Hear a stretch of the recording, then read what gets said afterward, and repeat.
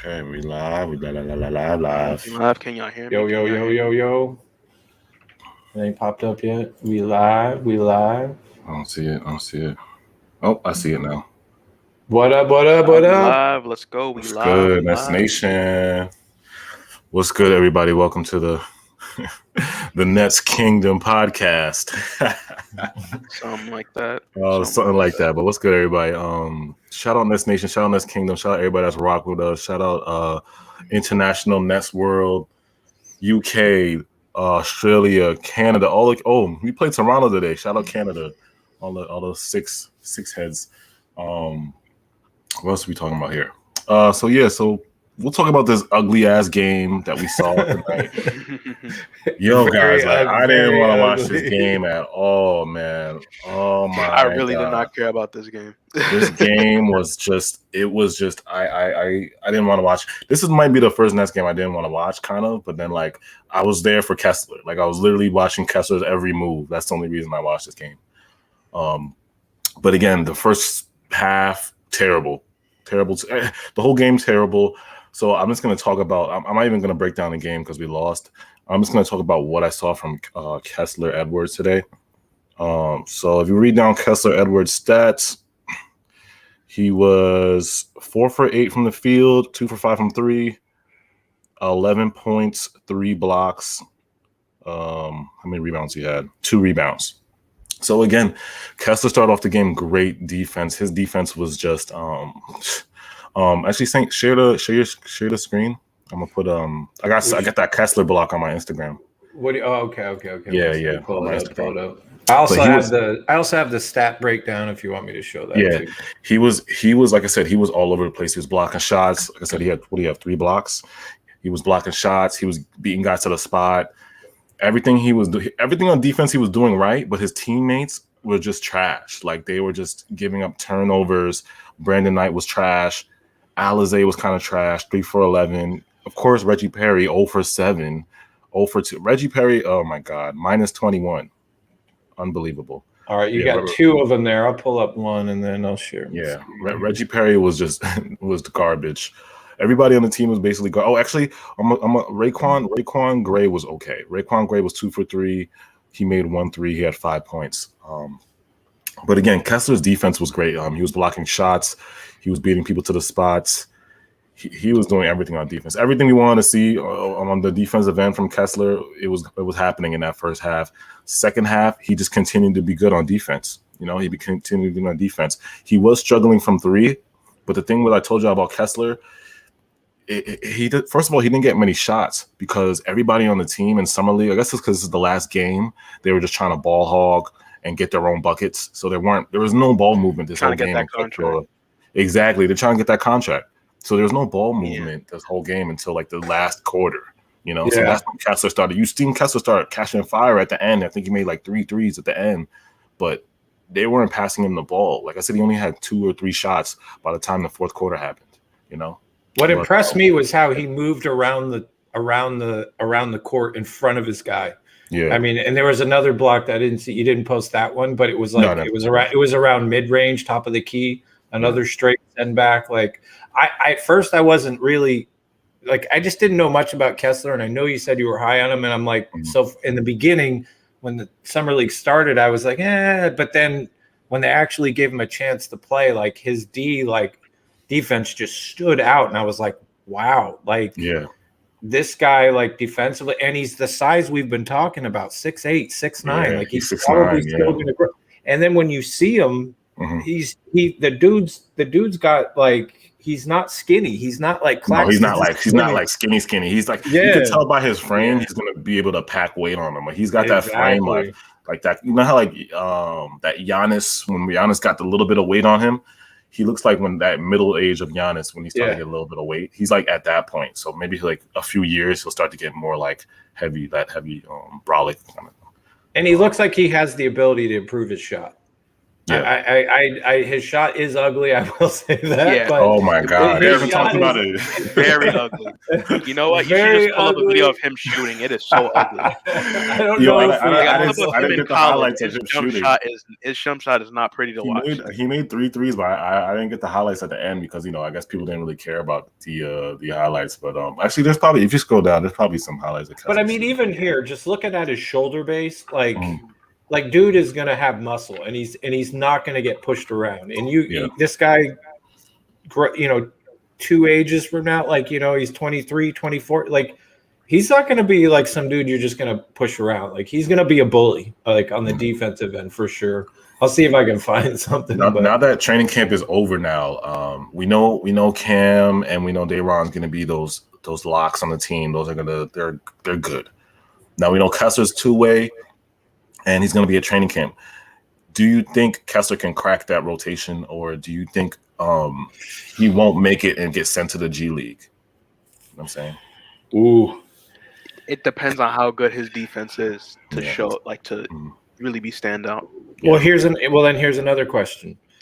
Do you think DDJ has more? Because all right, like kind of our topics for tonight, guys, where we were going to talk about is like kind of the summer league breakdown, what we saw with like the rookies, the horrible play by Brandon Knight. That'll always be a fun topic.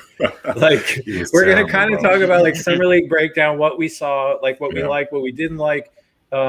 We got that last 2-way deal coming up. Who's it going to be? Is it going to be DDJ? Is it going to be Bowden? Is it going to be, just for the argument's sake, like Zagorowski or even the power forward Gray we drafted? Yeah.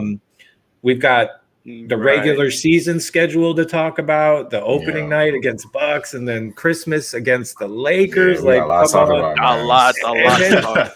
Patrick Beverley going to the Timberwolves. There's a lot to talk about. There's a lot going on. There's a lot going on tonight.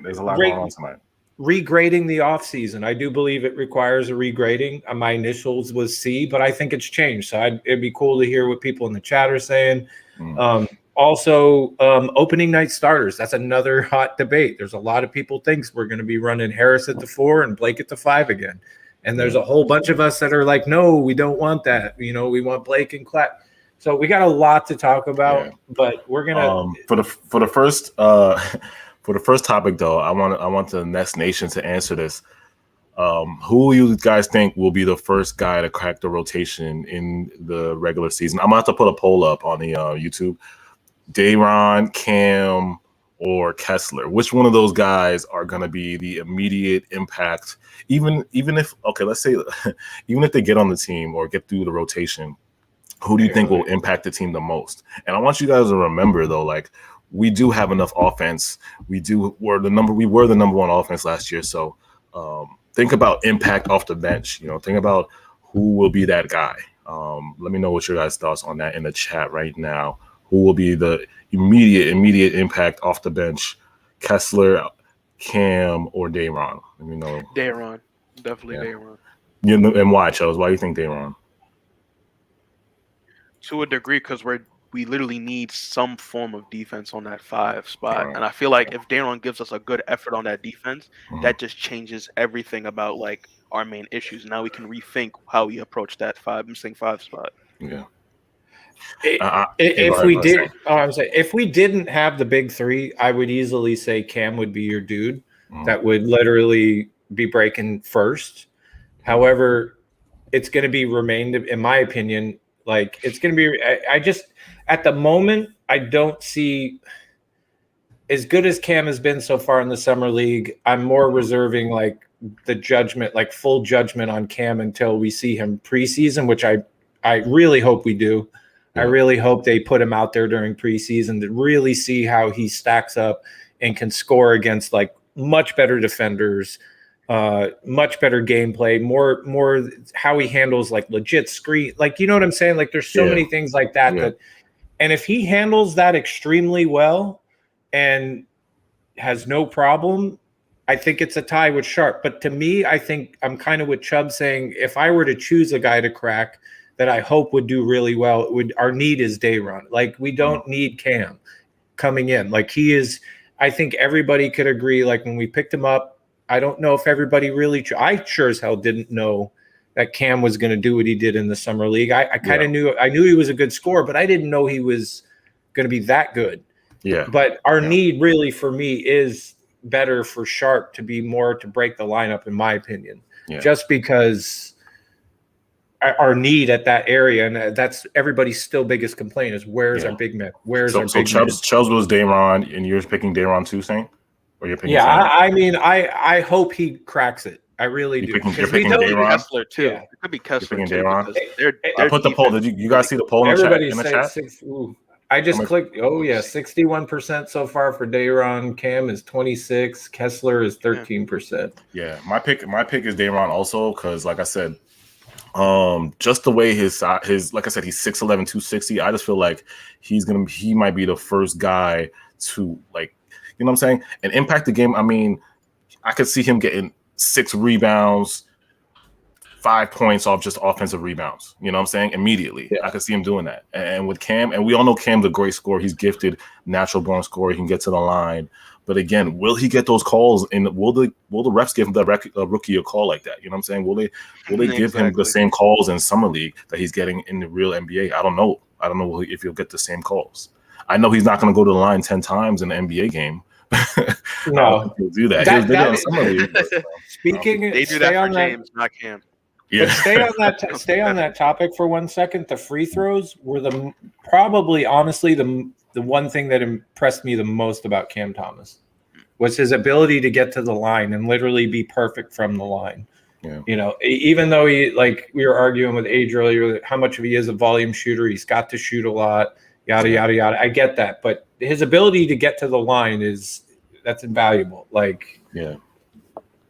And I think like I said, he's gonna come up if he does get off the bench, and let's say he gets like a couple turnovers and he misses because we know he's a volume shooter and he misses a couple shots. I feel like they'll pull the plug on him quick. Not like, you know what I'm saying? I feel like Steve Nash and the coaching staff will be like, oh, he's not working out, we gotta get him out of here. Like they won't give him that time, like, you know what I'm saying? Because he's a rookie. I don't think they'll give him that. On that topic, perfect that you said that, and I will click. I'm going to show Age's comment that he put in on the thing because we had this conversation before the stream. Was my thing with Cam is when he comes in and he's obviously not going to be getting the play he's getting now. I'm not really advocating for a trade, but what I'm saying is what'll be kind of the telltale for me and Cam is when he eventually goes to that bench and sits there a significant, if not most of the game, maybe gets 5-10 minutes at most. I'm being generous on the 10 minutes because he is a rookie and we just don't quite know how he's going to that shorter leash. You know what I'm talking about? Like rookies have that shorter leash. Like you mess up, I'm taking. You know what I'm saying? Usually the veterans get a little longer leash, or you know what I'm saying. But the rookies have like that short leash. Like if you mess up, you know what I'm saying. My take at the same time that motivates him. Well, but that's what I'm hoping that to finish my thought process on that. That was what our question was: is he going to be the type of guy that's going to go to that bench after being top dog in college, top dog in high school, and then because he's a bucket getter and he's very vocal about that, is he going to be able to handle that massive degrading? Where if like say he went to one of these other teams like the Detroit or Houston or somewhere where you knew the dude was going to get play automatically and have a chance at getting rookie of the year. How's he going to handle that now being way back in the line? You're looking at the arguably one of the three best guys in the league. Yeah. And you're not getting that time. Like, is he going to be patient? Is he going to be mature about it? Is he going to be understanding? That's going to be huge for me with Cam. And that's why I chose Sharp too, is because I have a feeling Sharp there's a need there more than Cam. Yeah.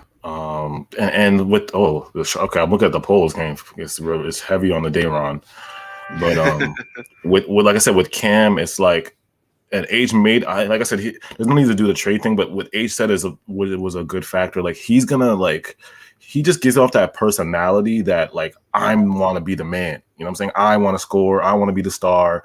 I want to, he gives it off, like the confidence. And it's not a bad thing, for a young guy, it's not a bad thing. But like, if you're on this team, you might have to take some L's and not play. There could be a stretch of 15 games you won't play. You know what I'm saying? Like, that could happen to you. Like, you can't get like frustrated or, you don't get as motivated. You can't get like down on yourself because like you're young and you won't get into crack that rotation. Like there'll be stretches where he won't play. You know what I'm saying? So he just gives off that confidence, like, oh, you know, I'm gonna be the guy. I want to be the guy. I want to be the guy. But we don't know if he'll. Hopefully he'll understand. You know, he'll understand. Like, yo, I'm gonna play my role. I'm a rookie. You know, I gotta chill. Cakes Boo said something that I mean it's true, and I mean let's be real. What other rookie in the league is getting to come in and now gets to learn from Kyrie Irving, James Harden, Kevin Durant, Patty Mills? Like, what other dude can really like that? That's my hope for him, because I see him as our sixth man of the future. Because as long as those three guys are there, he's not cracking the starting lineup, in my opinion. You can call me crazy, you can say whatever you want. But as long as those dudes are there, this dude's not cracking the starting lineup. You know, maybe get a start here and there in a season or two if somebody's like hurt or load management. I get that. But I look at him as like the sixth man of our future for the time being, as long as we have the big three. And I just hope he can come in and like really absorb all that in like knowledge that those four players right alone have to give him in improving his game. Because that was my biggest issue with him is, and I asked other people this when we were talking, was why is it that when Cam struggles and every preseason, every summer league game, he's really not good at all the first and second quarters, but then third and fourth, he's like a completely different player. Exactly. And my question is, what is that about his game that's making him? So if he's capable of doing that in the third and fourth, then he's very capable of doing that in the first and second. So my question is it more of a sense of like warming up? And if that's the case, then what other, and you brought it up in another stream, this shit was driving me crazy, just so you know, when I was at work and not being able to participate and like here you got like missed you, say everybody missed you. Dude, it was driving me nuts. Like, and that was one of my thoughts when you were talking about it was his shot selection in the beginning of the first two quarters, where he would literally run into like 3-4 guys, get swatted. Terrible. And I'm not like, it's not capping on him, not saying he's horrible, not saying he's this, not that, but it's like, I'm just being honest. Like, so my thing with Cam is figure out why it takes you 2 quarters to turn into Cam Bryant. Like, I want to know what it is. Like, do you know what I'm saying? Cam Jordan, Cam Jordan, Cam Bryant. Like, tell me what it is that you got to work on that's got to get you to, so you can do that all quarters. And this is our last thing on Cam. Then we're going to move on to the other rookies because I know we were long on time. Last thing on Cam, it's like the way that he'll impact the game if he gets in, right? He has a great ability to get to the rim, get to the foul line. Do that, because your shot might not fall when you come off the bench, and we're going to need you to hit shots off the bench. And just like he won't, you know, he takes time for him to warm up. If your shot's not going, get to the rim, bro, because you can always rely on your athleticism. Get to the rim, get to the foul line, get your rhythm there. Coach will keep you in. He's like, okay, I see Cam get to, you know, Cam made 4 free throws. He's got the 4 points. I'll keep him in. I'll let him do his thing. After that, and then it just flow from there, you know, because the shot selection, like just like Sane was talking about, if he takes 4 or 5 bad shots in an NBA real game, let's say it's a game against the Lakers, 4 or 5 bad shots, you can't do that. You can't do that, bro. No, three bad shots, they'll take you out. They'll be like, you're gone. Sit on the bench. You know, pretty much. So make it easy on yourself, Cam. You know, we love you. We're a natural born scorer. Go to the rim, get to the foul line first before you start taking all these step back, you know, fadeaway threes and all that, you know. So I mean, he's a quality problem to have. Yeah. Oh yeah, it's great. It's a great problem. I mean, I would say that the NBA world, the general consensus of us getting him is it's not fair. Like, and I'm not, again, I'm not trying to super hype him. Like, he definitely is a bucket. He definitely has a ton of potential.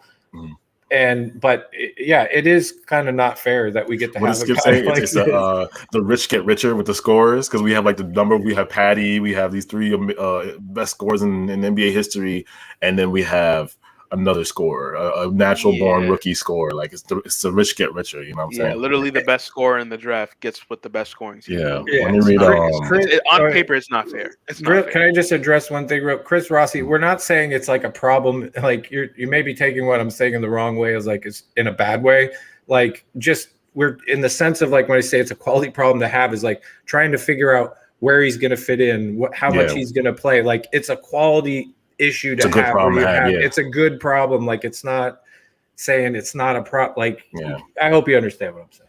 Anyway. Yeah, exactly. Because like I said, most people can't score like him. You know what I'm saying? So it's like the fact that when we dissect his game and he's got to get that shot, because the shot selection will come because he's a rookie. Like I said, he's 19. So that's a great problem to have. You know what I'm saying? You're 19 years old, figuring out where you want to fit into this team, into the league. It's just a great thing to have. And again, shout out to Cam, all the Cam stands on Twitter that be hitting me. He's the fifth best player in the league, man. What are you talking about? That's all the Cam stands on Twitter that be hitting me on Twitter, yo. Yeah, no. But I will say this: the fact that he dropped to 27 is very, very criminal. I'm gonna be honest. Yeah, he should have gone higher. He should have gone higher. Yeah, should have gone higher. Somebody just said he's taking Joe Harris's spot. He's taking Joe Harris's spot if Joe Harris is off the bench. But if Steve Nash plays Cam, wait, who said that? Taking Joe Harris's spot. Yeah, Anthony Paris. I mean, let's put it this way. Shout out Anthony Paris for that. Most people think Joe Harris is about to start. So if you're talking about he's taking Joe Harris's starting spot, that would be hilarious. Cam at the 4, could you see it? Playing Cam Thomas at the 4. Yo, I saw someone on Twitter say that. I think it was Steve Nash got a new 6'4" point guard. You know he's gonna put him at the 4. I was like, oh my god, these Twitter is hilarious. NBA Twitter is like, it's undefeated, yo. I just got on there, it's undefeated, bro. That shit's funny. Let me read some comments before we talk about Dayron. Shout out to Khalil. He said, great points, Uncle Saint. Shout out Cakes Boo. She said, sucks to be on another team. Shout out my mods. Isaac, what's good? And CWE Best Die. CWE said it's team's fault that they passed up on him. Facts. Nets Nation, shout out Nets Nation. Chris Conway said Cam 2026 Finals MVP. Aaron Brahane, Joe himself shouldn't even be starting. Yeah, the Joe Harris conversation is another dark hole we don't want to get into. Yeah, we're going to address it a little bit in like what we think starting lineups might be, but that to me that's until we see preseason, it's anybody's guess. We have no clue. We have no clue what Claxton's done in the offseason. All right, so moving on to Dayron. Now, what do you guys think Dayron needs to do to, I guess, be the best he could be on the Brooklyn Nets? Crack the rotation. What do you think he needs to do for his game? I'll go first. You want to go first? You go first. He needs to get a little bit better on switching and being used to drop coverage, because you see he does get killed when he's getting pulled out beyond like halfway past like the foul line or like out there in the mid range on the elbow. Like you can see he does get killed on that aspect. If anything inside, he's good, but I know we're gonna run some form of switching. I know we're gonna do some form of switching, and he needs to get a little better at that. His post moves, he has good post moves. But when it comes to finishing in the post, he does fail a lot. Yeah, like he'll get a good post in, he'll back him down. When he turns around, it'll be like a stupid ass shot he puts up. Yeah. That, and it needs to be hands too. He does grab good rebounds, but if there are more two people on him, he does lose the ball easy. That's a great point. Saint, you want to go next? So my thought was like the base is there for him. Like he has those base skills, right? He has the like physical traits already. Yes, he has the physical traits. He has the base there. You can see the post moves. You can see the hustle on the rebound. Mm-hmm.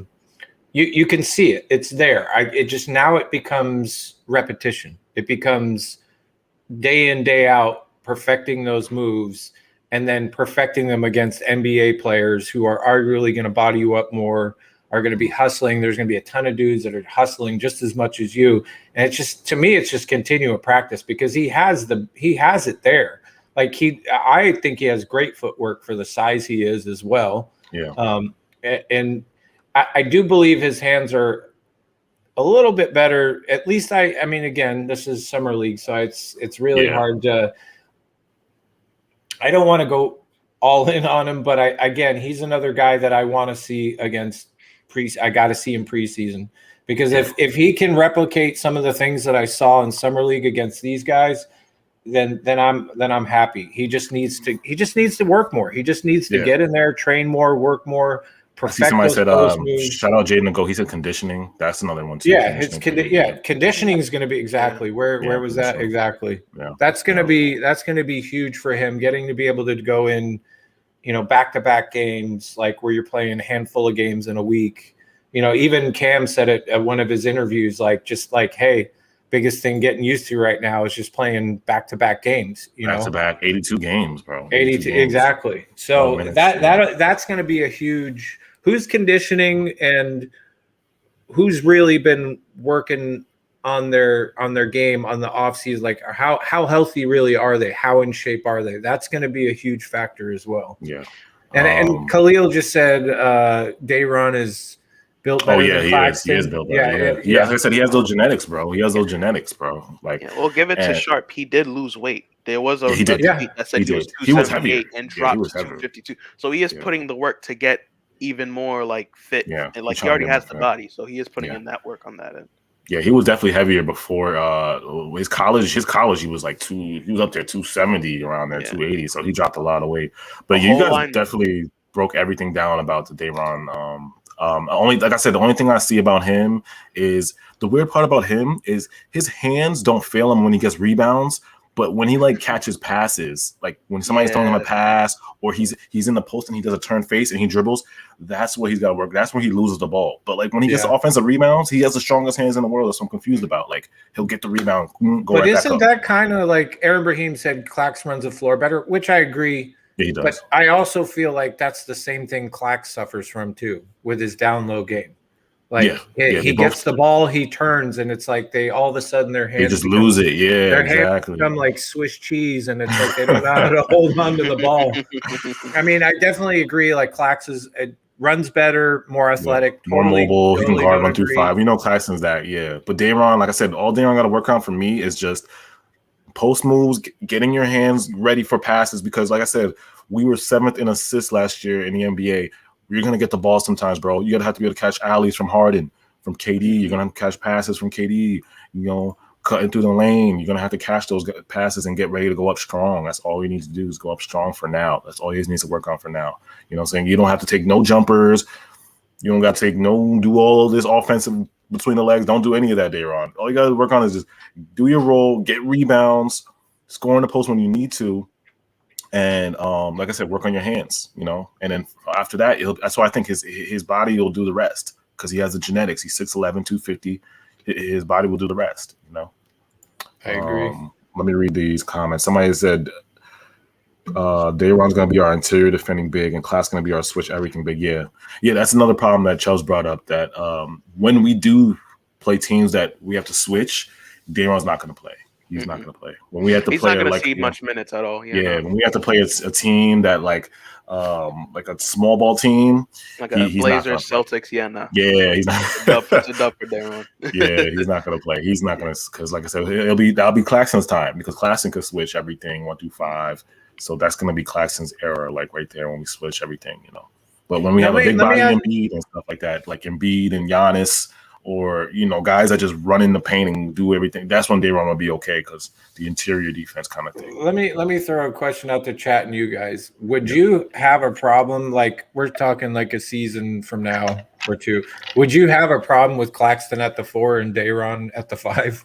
Depends on how they develop. No, I don't want to see that. I don't want to see that. In the future, because I've heard a lot of people talking about Clax at the 4. If Claxton, he got a long way to go. He's got years of development before Claxton.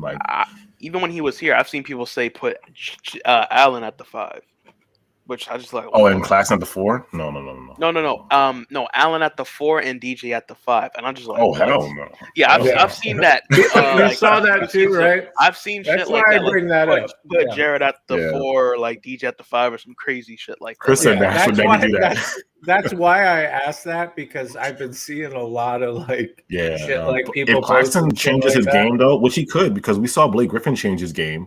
Blake Griffin changed his whole game into a great 4. And if Claxton changes his game, gets a jump shot, gets post moves, handle, then we can get to that 4. But for now, he's got a long way to go to be a 4, man. He's got like I said, he's got years. It's a long way. Yeah. So what do you think we should segue into that last two-way deal, or do we? Yeah, we'll do the 2-way. So we already talked about Kessler. So let's talk about the guys going to be in training camp. DDJ, that last 2-way, Cornier. Isaiah Cornier, was that his name? I don't know how to say his name. Cornier. Cornier, and then who else was on that 2-way list? Different way to say it. Well, I mean, so far, Lance Stevenson could be a 2-way. We don't know. We don't know. That's true. That has been floating around, but I haven't heard anything since them talking about that. I mean, but that's the other that. I'll put the poll in the chat.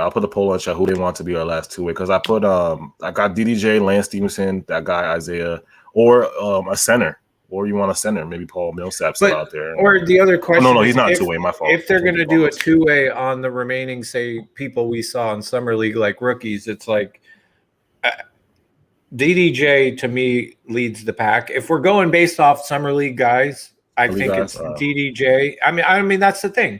I mean that's a question. If they're going to give, because they're looking at the rest of the rookies, and they're looking at DDJ, and it's like I don't think Gray showed us enough to really warrant the 2-way. I wish he would have, because you said it a couple times, like watching the games, that like he just seemed to play scared. But if you do look at him, like he does know how to move with the ball. He does have hustle. He does have the ability to grab rebounds. It just he played scared. So I don't even really know what's there with Gray, to be honest. Like we got to see Zagorowski come in, and I think he surprised some people with his ability to handle the ball and shoot it, and he looked polished. However, I don't think we need him because we're stacked. We just don't need another point guard. All so right.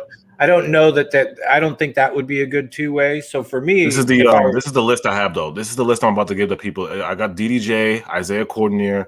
I'll put Nikola Mulatunov because he's an option too. He's a 7-foot center, the European guy we have the rights to, and then Lance Stevenson. Though those are the 4 guys I have for my 2-way. Because again, 2-way players, they can only be either G League or overseas kind of guys. That's where only 2-ways can only be G League or overseas. Those are the 2 ways. So DDJ, Isaiah. Yeah, exactly. So it can't be no like veterans or nothing. Can't be on the 2-way. It has to be. Do you think Zagorowski showed enough to be considered? Or do you think they? I think they keep him for the G League. He's definitely G League. I'd put Gray and Zagorowski to G League, and Gray to me is he's not ready yet. He's not ready yet. He needs more. I see potential there. He's potential. I don't. Yeah, because even somebody in one of the comments said like he does have basketball IQ, and the way, and I will agree with that in one sense. That remember during this summer league where we all saw it, where it was like literally nobody wanted to play organized basketball. It was like the Brandon and Reggie Knight show, the Reggie Perry show, the Brandon Knight show, and then everybody, a handful of the other guys would come in and just kind of wanted to get in and get their buckets. And I did see a few times when Gray came in that he was trying to get people to set up and nobody was doing it. So it's like I did kind of see that go like, okay, dude's trying to get people to set it up, but then he played scared. So I kind of have to think DDJ, unless this Isaiah dude comes out of nowhere. What if Isaiah comes to training camp and goes crazy, like schools everybody? I watched his highlights. He has game, but I haven't seen his defensive highlights. But he can play. He can play. Oh well, speaking on Isaiah, because I remember this was the guy that I talked about a long time ago, and I forgot his name. And I read a bunch of shit, and I was looking at highlights, and it's like, and the highlights that I think we probably saw the same ones, and it's like, damn, like dude's got some game. Like, and at the time when I saw that and we were hurting like we were last season, I was like, oh wow, he'd be great to have right now. But then, read that he had knee problems, he had these other issues which affected his game, but all that seems like behind now. And I know he did get some summer league play. But yeah, this was the dude, and who knows? It'd be interesting to see what kind of. Let me see what the chat is saying. I think it's going to be DDJ 69%. Wow, DDJ. To me, he's. But would somebody like Isaiah, if say Isaiah comes out there, he's probably a little bit more NBA ready than DDJ, though. Yeah, he probably is. I think they're about the same size. I think they're about the same size, like 6'5". They're both 6'5". They're probably both around the same weight. Mm-hmm. It's just that who's gonna show out in training camp. That's the thing we gotta wait on. Who's gonna show out? I think a more unknown that I would like to see is number 22. What's his name? Bowden. Oh, Bowden's another option. He's a good defender, and he's a better shooter than DDJ. Like he has a more smoother jump shot than DDJ because DJ is just that. Kessler and DDJ have terrible jump shots. I can't. Yo, look, Kessler can shoot, but it's just his shit just look weird. It should look like I'm not mad he's making them, but Jesus is ugly. Yo, Kessler's shot look like he's stepping on a roach before he shoots. Like he'll be shooting, it look like he was like about to step on a roach or step on a bug or something like that. Like, he like, I don't know why he leans in so much. He leans in like even the announcers were saying like, whoa, he leans in pretty far in there for his 3-point shot. But he was hitting them in the end. He hit like 2 or 3 in the end. Like he was going off. Ron Forteza, I mean, yes, we don't need any more guards. Stop it. But honestly. So choose Nikola. You should have voted Nikola. What choice? Then, I mean, like we don't Nikola. Really. I mean, we know we need a center, but right now those options are extremely slim. It's not like we drafted another center where we could say, hey, yeah, fuck it, just grab this guy because he's a center. But right now our options of like two-way are pretty thin, and they seem to be very guard-oriented. People got to remember, a two-way contract, you can't put a veteran on that. It has to be a guy that's a G leaguer, a guy that's overseas. That's the only. Those are guys who are eligible for two ways. You know what I'm saying? And it's not going to be no Paul Millsap or Don Maker. You can't put Lamarcus. You can't put Lamarcus Aldridge on a two-way. You know, you can't put those guys on two ways. You have to put. It has to be like a G leaguer, somebody overseas. You know how Sean Marks do. He'll find somebody unknown in the next 4 or 5 weeks. He'll find some unknown guy and put him on. You know, somebody just not known or not known in the G League level, but not known in the NBA level. You know, that's what Sean Marks kind of looks for. Because I think that's how he found Alizé. Alizé was killing it in the G League. Then he's like, when we put Alizé on a two-way, and Alizé ended up working out, you know. Can we talk about Alizé a little bit here? Yeah, go ahead. Because I know people want to talk about Alizé. I'm not really impressed. He looked bad tonight, bro. He looked bad. From what I've seen from Alizé is the same thing I saw last year. I didn't see any. Yeah. I haven't seen any massive improvement. Like, I like Alizé. I love his hustle. He was great when he came out, gave energy to us. But like, if you asked me to get, like, we had to drop Alizé to pick up somebody else or to trade him, like, I'm okay with that. Like, I like the dude's hustle. I like his attitude. He is a great rebounder. He is great hustle, but I see that's like his ceiling. I don't see him being anything more than that. He looked so bad tonight. I wanted to cut him tonight. That's how bad he looked tonight. Like, he just looked so lost. He was turning it over. Yo, there was like little guys ripping the ball from him. Like, he was some like little guy. I'm like, well, Alizé, what's wrong with you right now?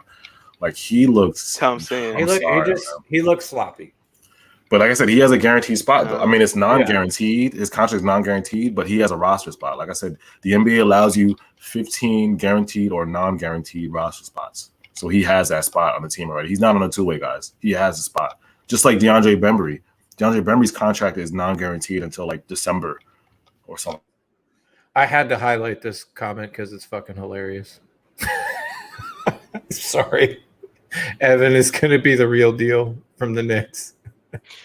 I just gotta say this, right? Watching the Knicks history, you see the players: Patrick Ewing, John Starks, who else? Carmelo Anthony, Stephon Marbury, and now the real deal for the Knicks is Evan fucking Fournier. I'm gonna get water. I'll be right back. I'm sorry, I had to. Yeah. I mean, I don't want to like bag on. Like, I hate when I have to.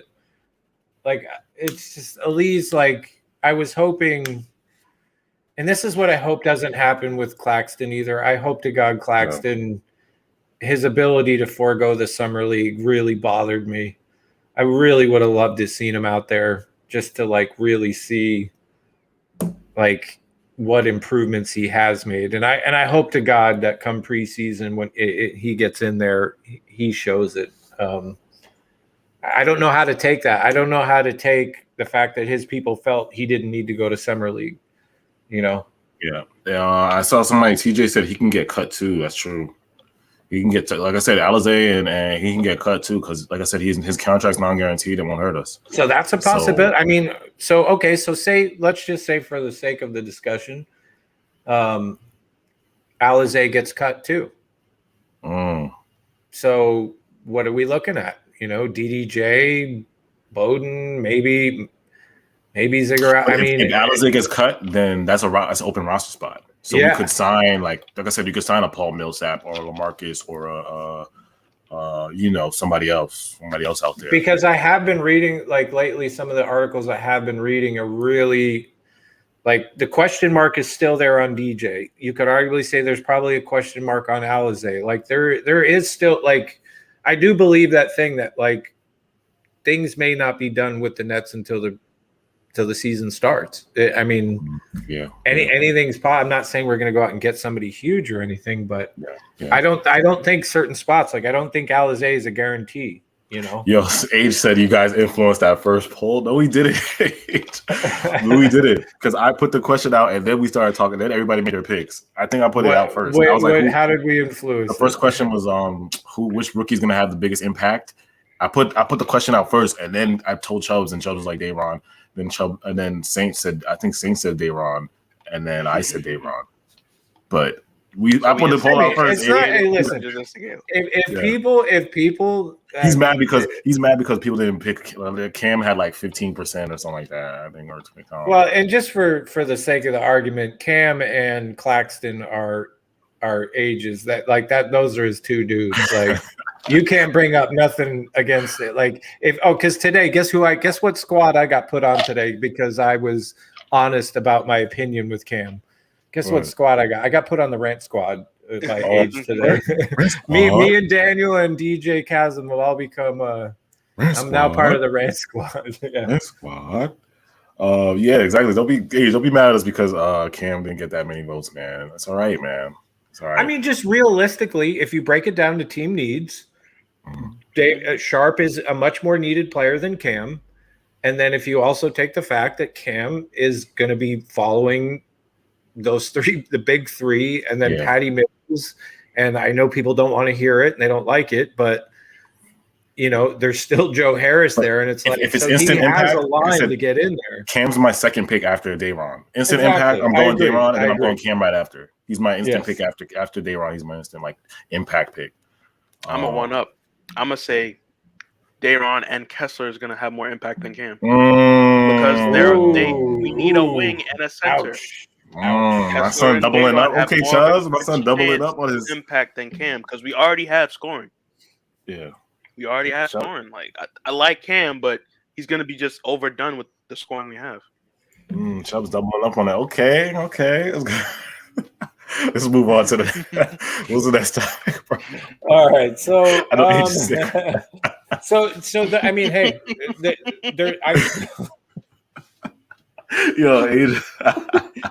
Yo, that's hilarious though. I still think there is more to come. I don't think we're gonna see a finished product yet. Yeah, next topic, yo, because the chat's getting a little angry on us. Oh, appreciate the super chat, Midnight. Thank you for the super chat, bro. Hey, here's a question for chat. We switched some look thing. Do you guys like the black and white much better than the bright ass yellow? I need to know. Yeah, what color y'all want the ticker to be at the bottom? Let us know. And what color y'all want the brand, the little logos to be? Let me know. It looks like Chubbs took a smoke. Right? Actually, you know what? I'll put the poll up. You want to put a poll up for that, or no? We don't have to put the poll up for that. Don't put the poll up for that. Yeah, you guys like the bright yellow? California was their savior. Yeah, that was a big troll. They really think Evan 40 is gonna save them. Like, that's hilarious, bro. After what he said to KD, remember he talked about KD's hair? He's like, "Oh, KD need a haircut." That's their standard now. Evan Fournier. KD's gonna smoke him now, yo. KD's gonna smoke that boy. Once KD sees, I'm telling you, because KD sees don't think KD doesn't see that. KD sees everything on Twitter, bro. So he saw Evan Fournier talking that smack. So he's gonna tell you. Okay, Buggin said black and white is better. I agree. The game says do the 90s colorway. All right, so 90s. I mean, I don't know.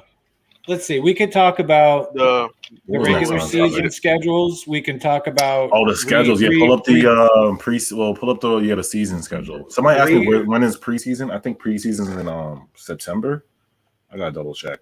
They did drop the preseason. Okay, so preseason is early October, which by the way, I've taken 3 weeks vacation off, so I will be solid, and it will hopefully run into the opening season game against the Bucks. But October's my month. That's my favorite month. So I took a grip of time off. I got it right here. Here's the regular. Here's regular. Oh, excuse me. Here's regular season, and then I'll look for. Aaron Brahane said KD. Yeah, KD sees everything on Twitter, bro. Mm-hmm. KD sees everything, bro. He definitely saw that. He saw what Evan said about his hair. He's about to smack. He's about to smack Evan.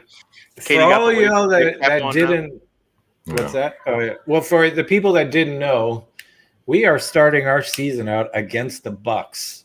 Some people are thinking, "Oh, look at the NBA mess." No, dude, this to me is great. I love the fact that we're starting against the Bucks, and barring that everybody's healthy and we have everything dialed in, and we've gotten through the preseason or we've gotten through,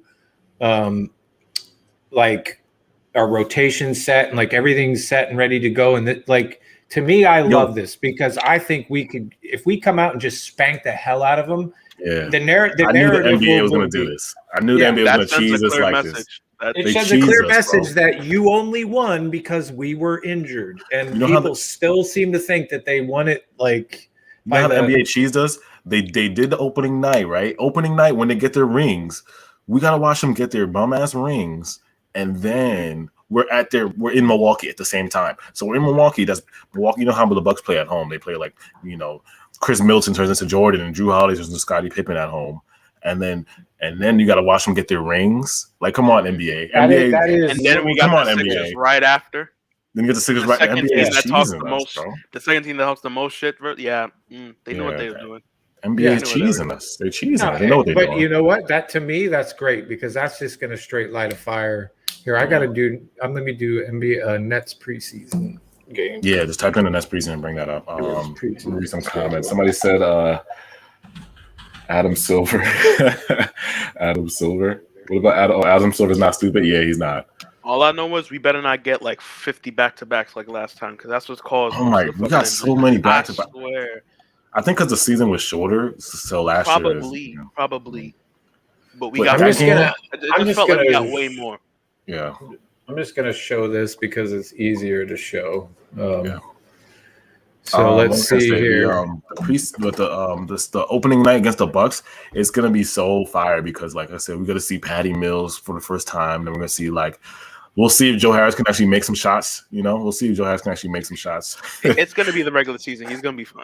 He's gonna be the regular season. You think if he shoots like Joe Harris, like let's say Joe Harris starts that game off like 8 for 8 from 3 or something like that, I'm gonna be so tight. Bro, I'm gonna be okay, cool. Do that when it matters. What the fuck? I'm gonna be pissed. I'm gonna be like, come on, Joe. Like, you could have did this 4 months. What was it? 2 months ago? 3 months ago, Joe? I mean, ultimately, I think it's great because it's definitely gonna. I think we're definitely gonna send a message, and if we come out and we just mop the floor with them, it also sends a message. Like, yeah, you got your ring. We were injured, but I don't know. To me, they're kind of like what's that word I'm looking for? I don't know. They're suspect. I don't know if that's the right word, but they don't. They're frauds. They're frauds, exactly. You did not you put in the work. You did do some work, but let's be real. Like, if everybody was healthy, you wouldn't have been there. You'd have been at home watching. That's what I'm saying. Like, that's gonna pain me. It's gonna be pain watching. I bet because I'm gonna be in pain watching the ceremony. So I don't know how the players. I wonder how the players gonna feel. Kyrie and Harden and KD. Like, I'm gonna wonder how they feeling watching that ring ceremony because I'm gonna be angry at home. But also, hey. And as far as that preseason schedule, Brooklyn versus LA right off the bat too. See, I'm excited. You can't really gauge too much more of a regular the preseason. Season, I don't know if everybody's going to play. It's going to be toxic as hell, but you think it's going to play? Yeah. You think everybody's going to play in that game? I feel like they might. It's hard to say, man. I feel like KD and maybe Harden might play, but I feel like Kyrie might rest, and maybe like a couple guys might rest. I don't know. I think everybody will see some play, but I don't. Kyrie's stuck in LeBron. Actually, Kyrie gets up for the Lakers. Kyrie's gonna play. No. See, Kyrie gets up for the Lakers. He loves to play. He doesn't like LeBron, bro. He likes to play. He likes to play Lakers. Because remember last time he played the Lakers, he was talking mad shit to LeBron, bro. Oh yeah, he was talking mad shit to LeBron. He was getting in LeBron's face. I think in the All-Star game he got in LeBron's face, right? Yeah, Kyrie don't like the Lakers, so. Let me read I don't some even comments. think they talk to each other in the All-Star game, so you know it's real. Yeah, they don't like each other. So I feel like Kyrie might play against the Lakers. Even if they do play, like I said, usually preseason they play like the stars play like one quarter, maybe one and a half quarters. Mm-hmm. So even if they do play like 1.5 quarters, I still think like they want to show that message to the Lakers, and it could be a message game. Maybe the Lakers maybe they all play. Maybe it's a starters versus starters. Russ is playing, Melo's playing. Maybe it'll be like that. Who knows? Blake will play.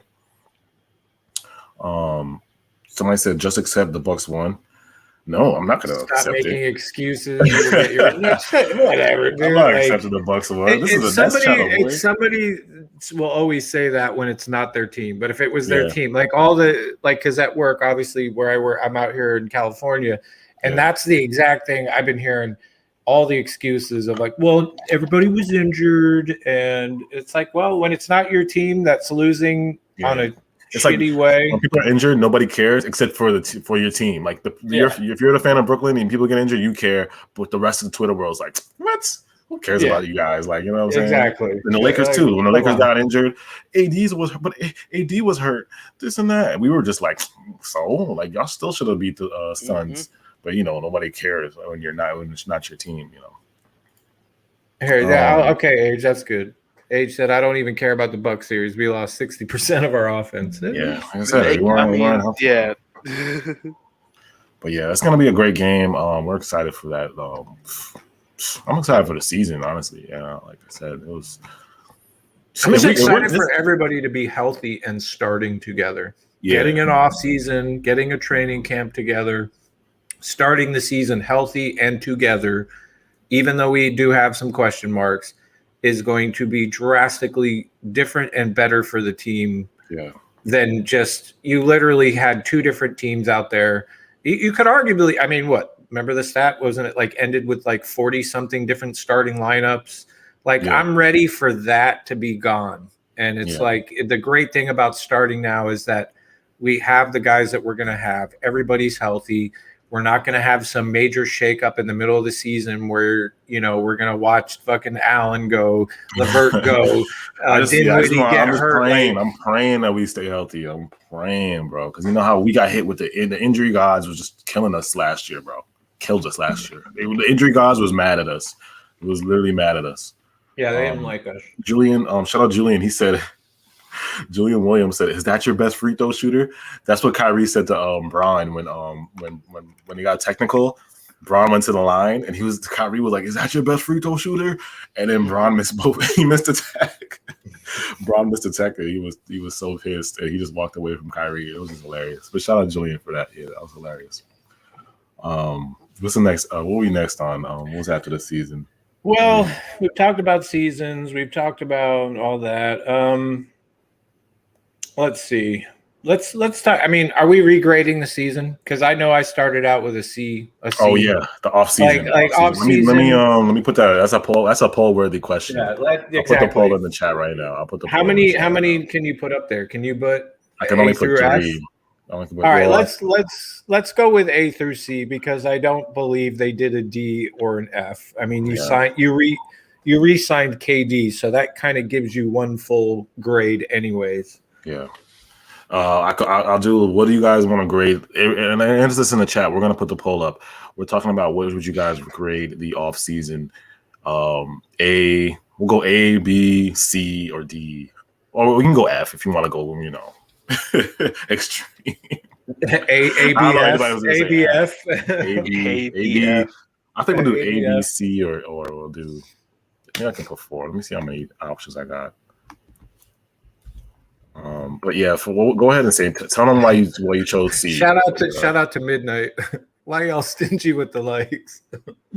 Oh, I'm saying 128 of y'all, only 47 likes. Come on, like yeah, that. word, Come on, y'all. Come on, y'all. Why'd you chose C, man? I'm seeing a lot of A. I'm seeing a lot of B's, C plus. Mm-hmm. I mean, I chose C at the beginning. Pluses. I'll tell you the reason why I chose C at the beginning is A, because I had no idea what we were getting from our rookies, right? Because to me, that's still an off-season move.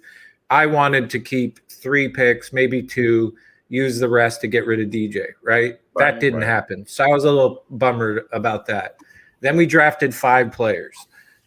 Still didn't know what we had in those guys, you know, because honestly, I didn't really, I'm not going to, the last couple seasons, I really haven't paid much attention to college basketball.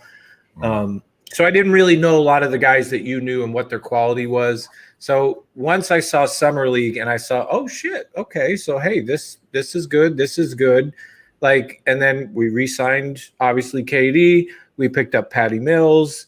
Obviously, my biggest complaint and biggest issue still is that center position. And then you got to factor in the Spencer Dinwiddie trade, big letdown there. I also do think our expectations, most people's expectations, were way high on the Spencer trade and what we were going to get. Yeah. I didn't think we were just going to get a couple picks and a trade exemption. I at least thought we would get somebody, but maybe not to the caliber that, you know, people were floating out there. Oh, we'll turn it into Miles Turner. We'll turn it into, you know, like just people still want Miles Turner. People still want Miles Turner. Yeah, like, and I get that. It's a great hope to have, but I just think there was a lot of expectations that were out of whack with a few things. And then I think we got a very healthy look at the discussion between Sean Marks and the owner. And then you really kind of saw that come into play of like, well, the message was, hey, we're married to the tax and we're willing to spend. And then it was like, well, the owner's like, no, the owner put a stop to that and said, no, I'm not willing to get this and add 30 million. So I get that. At the end of the day, I looked at it and I kind of moved it to like a B, because I mean, you still did make some great moves. Yeah. The picks, I believe, have turned out in our favor. I'm not giving them like, oh my God, we got the next superstars of the league and all that. But let's not go there. You can't argue that Marks went, and that's the other thing too, is a lot of people were calling Marks a fraud. He was washed. Marks got he was fake. This offseason. Dude. And listen, I get, and people are mainly mad because we didn't go get a center or trade DJ. At the end of the day, it came down to center.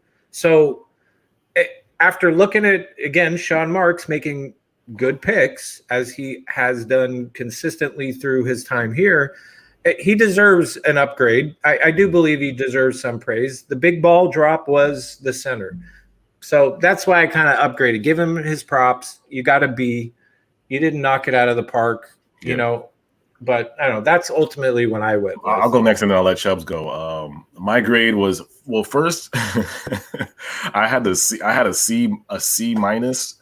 Well, actually, I had a C. That was my first grade, was a C. But then after the KD extension, I put it to B minus. So my official grade for the offseason is a B minus. And again, exactly everything Saint said, I kind of agree with. The Spencer trade, we'll start with that. I think we could have flipped Spencer for a lot more. Like I said, we had the leverage. I feel like Sean Marks was too nice. Shout out to Spencer Dinwiddie though, but he was too nice. Be selfish, Sean Marks. They weren't gonna get selfish, Spencer, without you saying yes. So you could have got at least something way better than a TPE and a future second round, or at least get a first round, at least get 2 first rounds or something like that. But he got 2 second rounders. I'm like, come on, Sean Marks, give me some. The TPE was great, but the at least get a first round. If you're not gonna get a player or a Kuzma or Bontra or somebody from the Wizards to help us, then at least get a first, then I would have, given it a little bit more points. After that, the Patty Mills, we love Patty Mills, but again, Patty Mills, I think Rusty Bucket said this too. He said Patty Mills, it doesn't replace Jeff Green. Patty Mills is great. We needed Patty Mills because we needed somebody to score off the bench. We needed a clutch guy to hit threes. But we saw what happened when all our point guards went down. Remember? Exactly. We saw exactly. That was one of our biggest complaints. You had nobody to run the ball at all. I feel like Sean Mark didn't hit that Jeff Green replacement yet, because like I said, the Jeff Green is a big hole because he was guarding, like I said, when LeBron came to town, or Kawhi or I could think of Jan, all those big wings, those superstar wings. Jeff was guarding those guys, and like I said, his interior defense wasn't the best, but it was capable. You know what I'm saying? And people forget Jeff. This was probably the best season Jeff ever had in his life. He was shooting like 44% from three, which is insane, or 42, whatever he was shooting. He was hitting his shots. He was literally, he was there every game, dunking on somebody every game. Every game I was watching, Jeff Green had a body. He caught a body every game. So it's like his effort level on every game was just insane. So I just feel like Sean Marks didn't get that replacement that we needed for that. But Patty Mills was good. Other than that, DeAndre Bembry and who was the other guy we had? James Johnson. That too, I feel like we could have got somebody better. At the time we signed DeAndre Bembry and James Johnson, we could have got there was, I think, Markieff Morris was out there. We lost on Otto Porter. We lost out on Otto Porter. Those are two guys that way better than those guys. You know what I'm saying? Defensively and offensively. And don't forget, we lost Jeff Green. That hurt too. I feel like that was a Sean Marks fuck up in my Paul opinion. Millsap. We couldn't go for Paul Millsap. Like there's still guys. There's Avery Bradley. There's we lost out on Torrey Craig, James Ennis. There's a lot of guys that are better than, in my opinion, that were better than DeAndre Bembry and James Johnson, especially James Johnson. James Johnson especially was just like, whoa, that was out of left field. That came out of left field because I don't know where James Johnson, like I said, it's just that would upset me about this offseason is just getting these guys. We could have got better people. Not the guys that we chose, but better options were there. But Sean Marks didn't take those better options. I'm okay with the Johnson pickup, but the Bembry one, I'm like, that to me, I think we all agree. The Bembry one is like a head scratcher. I'm like, what? Yeah. Like, why? Yeah. Like, why? Like, the Bembry one is, I'm not mad because he's young and he plays defense, but James Johnson is like 35 or 34 or 33. And you know what I'm saying? And he's friends with Kyrie, so Julian, I'm sure Julian's when he gets on here. My God, Julian's coming, y'all. If y'all miss Julian, for all the Julian fans, so Julian's on his way. But then the KD extension just made me turn the whole leaf. And then the KD extension and Sean Marks conference at the end of the season, I think the beginning of summer league, it gave me the B- because like he just told me, listen, I'm gonna try this out. I still got time. I might flip the team. This ain't the complete roster. He told us this ain't the complete roster. So that just calmed me down and was like, okay, Sean got this. So I'm gonna he did say that again. That is another thing that was brought up. Yeah. I don't think so. Before Chubbs go, I'm gonna read it says 67% of the chat said B, 17% said C, and then 8% said F. So that's the poll right now. Go ahead, Chubbs. What was your grade, Chubbs? Well, at the start, when we didn't do anything and only signed Patty Mills, Sean Marks got a F. I was really gonna say a F because number one, you lost Jeff. Yeah. And at the time, it looked like we traded Shamet for nothing because we didn't know what Cam Thomas I forgot to bring that up. At the time, it looked like we traded Shamet for nothing because we didn't know what Cam Thomas was going to look like. Yeah. The Lakers was getting everybody else, and here we have with 5 rookies, and we didn't know what they looked like. And it was just mass hysteria, like, what the fuck are we doing? Yeah. Then Katie resigned, so that jumps it up to a C-, because, like, then we get Conor Cam Thomas showing? Yeah, Conor McGregor, a.k.a. Mr. Bloodsport? Bloodsport, Conor McGregor himself. So that puts it to around a C+.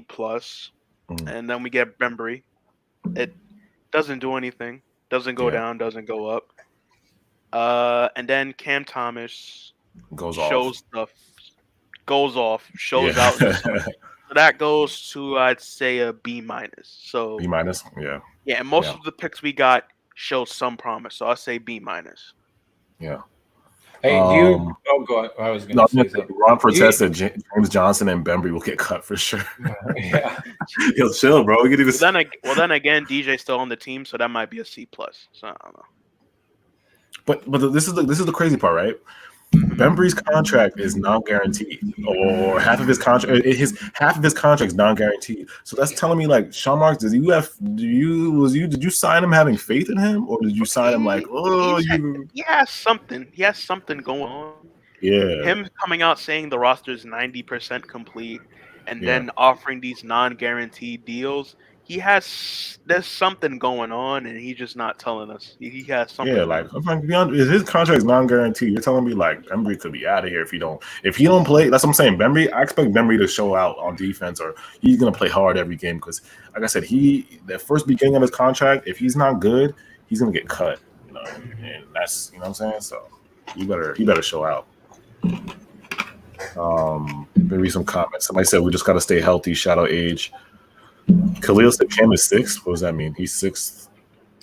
When you were talking. No.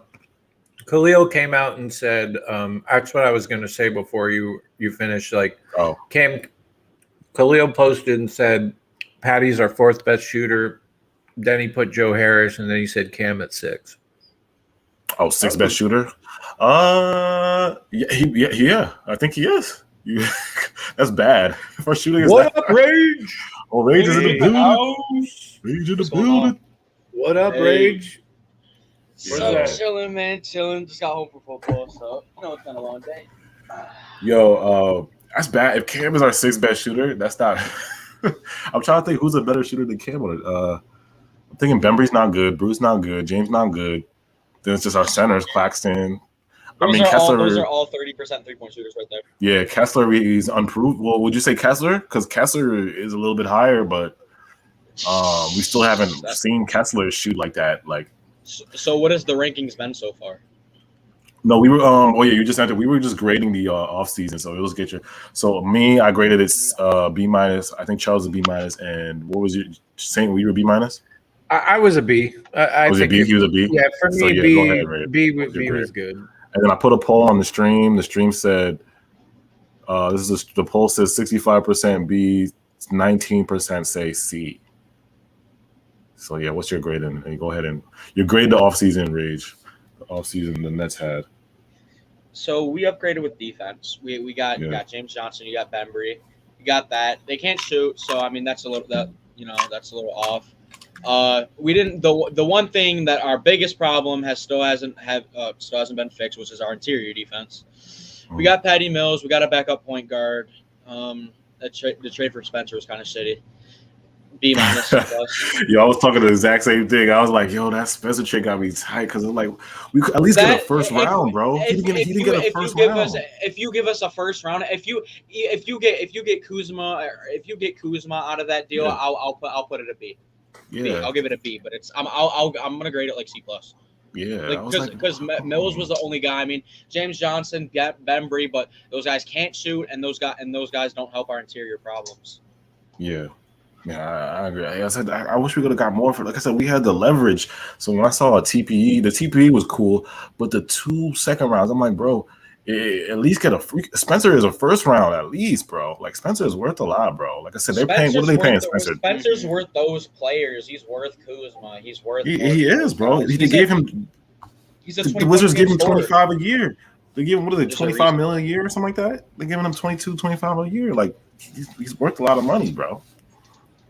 Yeah, he's not just exactly. Yeah. Somebody said Blake Griffin ain't bad. Oh yeah, the Blake and Bruce. Do you guys credit that to the grade? Blake and Bruce coming back. Yeah, those are credited to the Blake. Yeah, they're credited. They could have went elsewhere, but they didn't. So. Somebody said James Johnson got the black belt. Yeah, he does. I mean, it is worth a lot. It is worth a lot, but it's I don't know. Anthony Paris said y'all forgetting about the mid-season buyout market.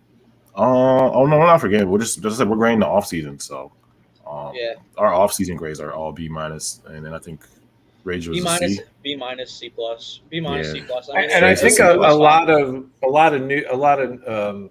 like Bleacher Report, different stuff, like a lot of the network, like news media, a lot of people, I did see a lot of Bs in there as well. I think that was the general consensus for most people in the league was the B. So do we count the draft picks? Like I said, I did count. Yeah, I counted them. If we count the draft picks, I'll give it a B. B because those I did, yeah. They're that's what I did. They're I mean, and Cam Thomas is a great scorer, and Day'Ron Sharpe is great, and we got blessed with a decent undrafted guy in DDJ, and we got Kessler Edwards, which is great, and then Raekwon Gray is whatever. You know, it doesn't. I really think matter. a lot of people in the beginning were a little, pissed about the 5 rookies. The 5. Why would you draft 5 and not? And I get it. And if you believe the reports, yeah, they did shop DJ, and I'm sure there was a pick or two in there. But I also think at the end of the day, after seeing some of these rookies in the summer league, I think some of those people have changed their tune as saying, "Oh, okay, well maybe it was good we drafted as many, at least 3 for sure." I mean, the Cam, Sharp, Kessler, perfect. You could then argue the remaining 2. Yeah, you still would have gotten Duke either way. You could have done something with the other 2. Zagorowski, I think we could have. As I told you, we could have got Sharif Cooper because Sharif Cooper was literally below that.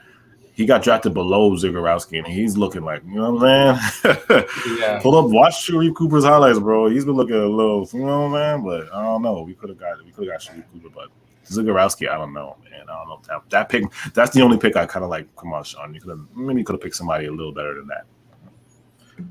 Maybe some comments. Somebody shout out Miguelo. He said I look like Kawhi and KD combined. I've gotten Jeff Green. I've gotten Harden. Your uncle. I've gotten Kawhi. You look like everything. You look like everyone to everybody. I'm Kawhi and KD combined. That's hilarious. Ron Fortes said our front court should be the priority during the season. I agree. Yeah, front court definitely is a priority. DJ isn't horrible. There was some news that broke about DJ recently. I don't know what it was, but I think I saw it in the I think Nets Daily posted it. I read an article today just saying that, like, basically that he's what's the word? It's still undecided with DJ. Like, and I think it's all generally the same like article where it's like just he could be traded. He still could be like moved. Anything could be happen still with DJ. Like he could be bought out. He could be traded. Like there's no. But then again, I mean that is that question. It's like if some reason DJ is not on our roster come starting day, I can't imagine they would make that move without acquiring somebody else at that center, because you're telling me then you're willing to go with Claxton, Sharp, and Blake. And I don't think, quite honestly, I would not be comfortable with that.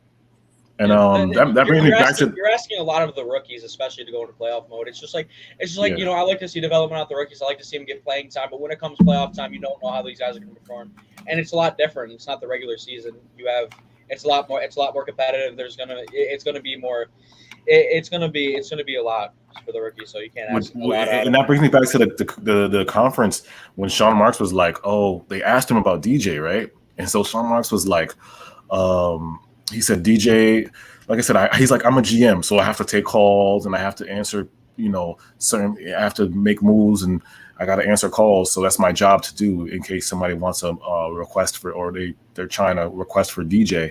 But he said at the end of the day, DJ's still a net, you know what I'm saying? So he basically was like, DJ's movable. He could be moved. He's like, but he's still a net. So I'm like, what are you talking about? Sean Marks gave us that like in between answer. I think like he was like, "Oh, he's part of the Nets, but I don't know what the team's gonna look like in a few months." But doesn't he kind of have to say that though? He has to say He does. Yeah. But then why say like, "Oh, DJ"? I don't know what the team. He literally said like right after, I don't know what the team's gonna look like. He said DJ's gonna be part of the future, but the team could look a lot different in a month. I don't want to call it breaking news, but somebody earlier in the chat, I'm trying to find it, said something about some guy named Isaiah Hartenstein. Hartenstein. He shit, I don't know who said it. If you said it, just post it in the comment again. Basically, Isaiah Hartenstein, who finished the season in Cleveland. He's a center. It says that they had a workout for him. The Thunder, Clippers, and Nets had at least one team rep there. He's a center, so that if whether we sign him or not, Oh, you see my cat again attacking the. Sorry, I guess my cat's attacking. I said the cat. Say my cat. Yeah, Yo, Say's cat is always on stream. Every time on stream, Say's cat always comes from the Nets flag. He's the Brooklyn cat, bro. He's all the Brooklyn cat, bro. He's got the Brooklyn colors, dude. Saints cat's a Lakers fan, man. Everybody. Well, because I have a black and white cat and I have an all black cat. So you gotta have a stream name for Saints cat. We need a stream name for Saints cat. That's right. Yeah. But I mean, if anything you take away from that, I'm reading it from Nets Daily right now. At least we're looking, so that does kind of add to our conversation of is that Nicholas? Yeah, that's a good one. At least we're still looking, so anything's possible. You know, I mean, if you got somebody like him, would you trust him over more than DJ? You know what I'm saying? Hartenstein? I don't know anything about Hartenstein, so he's high energy. He has like his looks deceive you. He does have way better athleticism than he looks. He's young. Yeah, I think he is young. He has to be at least 25. 24, 25. All right. He's 23. Okay. Yeah, he's 23. He's 7 foot 20. He's only 23. Wow. Yeah. Let me just see. Why he look like he averaged 8 and 6. I don't even know what he looks like. Yo, you gotta pull up the picture of it, yo. Here, let me find. I'm gonna share it. I'm gonna share it. Yeah. All right. Perfect. He's gonna look goofy as hell. He look like he do kind of look a little goofy though. He look like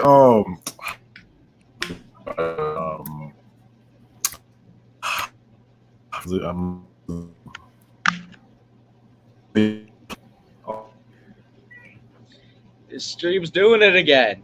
Oh no, I'm actually running the show. I'm the producer. I'm the new producer, by the way.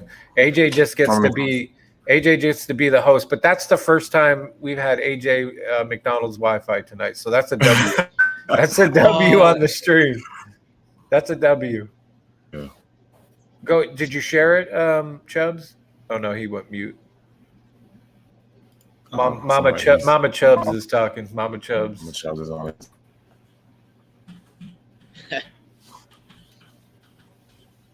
Somebody said lag.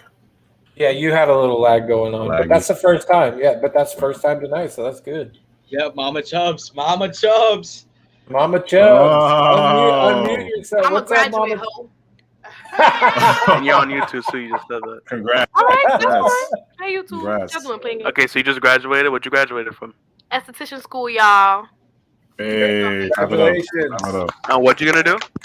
I'm gonna do facials, waxing, you know what I'm saying? So if y'all trying to get that Mo Skin Glow, follow me at Mo Skin Glow on Instagram. So you have anything else to plug? So Chubbs is gonna come up. That was my cousin. If you have anything. Next time we see Chubbs is gonna have a anything facial mask plug? on. Shout out. Oh my God, I'm in bed. Okay, you going to your bed? Yeah, okay. She said Mo Skin Glow. Mo Skin Glow. Hey, so Chubbs, next time you come up here, you're gonna have a facial mask on. Your eyebrows are gonna be done. You gotta support your business, man. You gotta support your local business. She said she's about to have the. I'm trying to get his picture up. That's funny, Mama Chubbs. She said somebody said self promotion. Self promo. Hey, she took her chance and got it. Yes, they are Durantula. They are. She wasn't shy. She wasn't shy from. She had Mama Chubbs has net slippers, like night slippers. Oh, she showed that the last stream, right? Don't ask me how I know that, and I only know that because she showed them on the screen. So don't. No one knows. Yeah, like, no one got that. My mom is a Nets fan, but I don't know if my cousin's and she's not into sports. So I don't even know. That's funny. Still trying to find it. Nah, I got it here. I got it. He's a corny looking motherfucker. And he's corny, isn't he? Somebody said, "Are they Nets fans?" Somebody asked, "Are they Nets fans?" Yeah, Mama Chubbs is. Don't know about my cousin. Oh. Yeah, here. There you go. He's not too bad. I was thinking worse. That's, I was that's thinking He younger, looks like that's a somebody younger I can't remember. I was photo. thinking some Bobby Portis eyes and shit like that. Like I was Nah, thinking you were gonna he pull looks out. like somebody. I don't. He reminds me of Mace, like the Plumlee. Yeah, that's what it is. The Yeah. Plumlee. He looked like Miles Plumlee, like the young one. That's I what thought you like. were coming out with something like missing I'm gonna teeth, try- a mustache with like a. Hold on, I'm gonna find some better photos. Hold on. Yeah, I thought we were gonna get Bobby Portis eyes or something, dude. I didn't know what. Bobby Portis. I didn't know. I said he looked busted. Nah, so I he didn't do know. look a little goofy in this one. Yeah, they're though. saying in the chat, Miles Plumlee. Yeah, he looks like a Plumlee, He bro. looks like a Plumlee. Yeah. Yeah. Oh, it's Kevin Herter. Oh, that's what he looks. Yeah. Shout out to Melody. He looks like I Herter. got a way better. He looks like Kevin Herter, yo. He looks like Kevin Herter. Way better photo. He looks like a mix between Kevin Herter and Miles Plumlee. I mean, the good thing is we're still looking. So I like to hear that, which means it's true. You got to at least say, "Hey, he's true." We're not done. We're going to keep looking. They're saying there's like a kind of goofy looking photo of him. Yeah. Yeah, sorry. He's not too bad. Yeah. That's not too bad. Okay. Miles. So this is the center y'all want. This is the center y'all want instead of DJ. He's lanky. He is tall. He is lanky. He does have high energy whenever I see him play. Mm-hmm. What's his stats? Did you see his stats at all? Or with the Cavs, he averaged 8.6 rebounds. That's close to what we need, right? Didn't we just say rebounds? That's not bad. Get us 10 points, maybe 10 rebounds? When DJ was on the court, he was I'll show a photo of like his body build. I'll show that. Pause. I'm gonna call him Miles Herter. So Marcus Messiah said Hartstein is a good rebounder. His game is like David Lee, left-hander. Oh, I forgot about David Lee. What happened to him? He disappeared. Remember when he was the Warriors? Injuries. I remember David Lee. I remember him being on a commercial with Derrick Rose and Age is getting a little sensitive right now. He said, "My God, y'all want everyone over Clax." No, we don't want everyone over Clax. We just want somebody else in the rotation that can actually rebound. Somebody put this in the chat, or this is a replacement. They said this was going to be the DJ's replacement. That's what they said. Yeah, they're saying it's a better photo of like what he looks like, full body. Yeah. Pause. David Lee though, yo, that's what he just really disappeared. We just gotta buy it. Oh, it's loading. Okay. Yo. I was gonna be like, it's black screen. Wait, why would the pictures load? Ew. Is it like a video? Wow. No, Yeah, it was a picture. Where'd you find this? It was a fan sided. It feels like a picture. What the hell? Somebody said CP3 failed. We have a Devin Booker's in Devin Booker's in the chat. Oh. Shout out to Devin Booker in the chat. Okay. Yeah, there was a picture of him. Oops. Talk about McDonald's. Yeah, oops. Oops. Nah, Rage, Well, don't do that. Listen, I'm not saying mine was 30 last stream. Don't do that. Oops. I'm not saying I want this guy, but at least it tells me they're still looking, and that's all I care about. So wait, how do we know he's on the Nets radar though? Because earlier somebody in the chat, I'm not sure who posted it, but said Woj or somebody said that this guy's being looked at, and I pulled up the article, and it actually, I don't even know where I think I just saw it on Twitter, and it said the same thing essentially. It said, oh yeah, here it is, Nets Daily. I'll share real quick. You share. Devin said, "Help me! I'm stuck in this garbage city." Said, "Help me!" Devin Booker in the chat, yo, it was hilarious.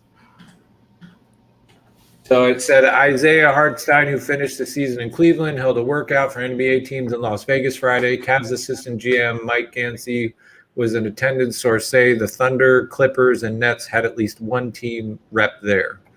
Oh, okay. So wait, where was he? He was in Vegas?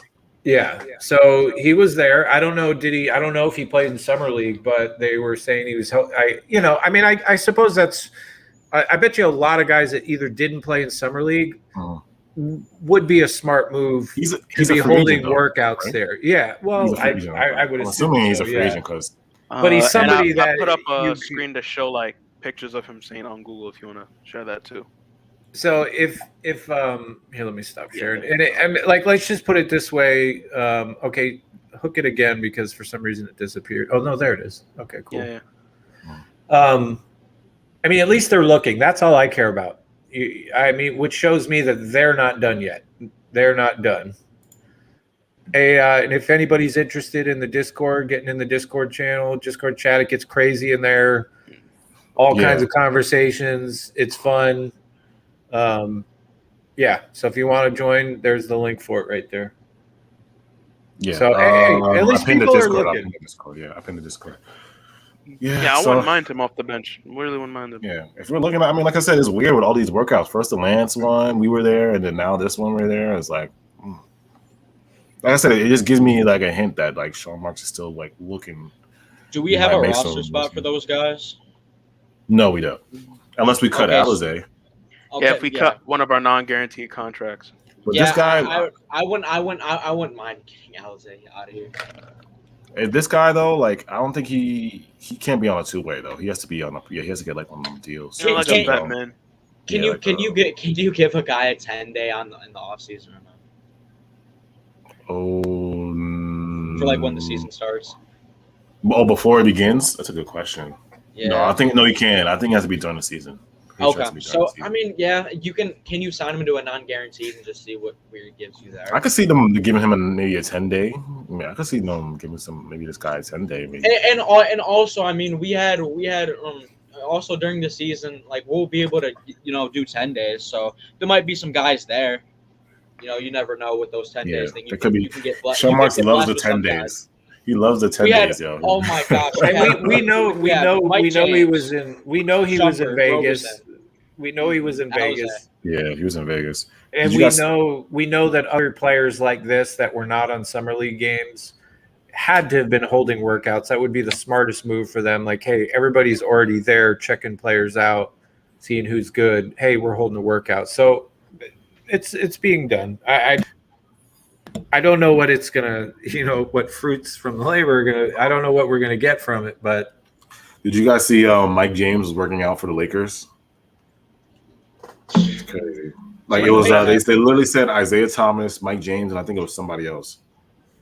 Were working out with the Lakers. Wish him nothing but the best. The Lakers want to sign the whole league. So. I'm like, why do they want to take Mike James? Like, I'm not mad at James. You might as well just take Isaiah Thomas. Like I said, I feel like they have like 5-6 guards. Like, why do they keep getting guards? I don't know. Maybe. What do you think about it? They already have enough. They have enough big men already, I think. No, but AJ, their dilemma is the more the merrier. We should know that. They sign everybody. Anybody who can score, get on the team. They sign everybody. They'll sign like Bill Russell come out of retirement. He's signing on a 10-day. He's about to get on the team, bro. About to come out of retirement. You get a contract. Yeah.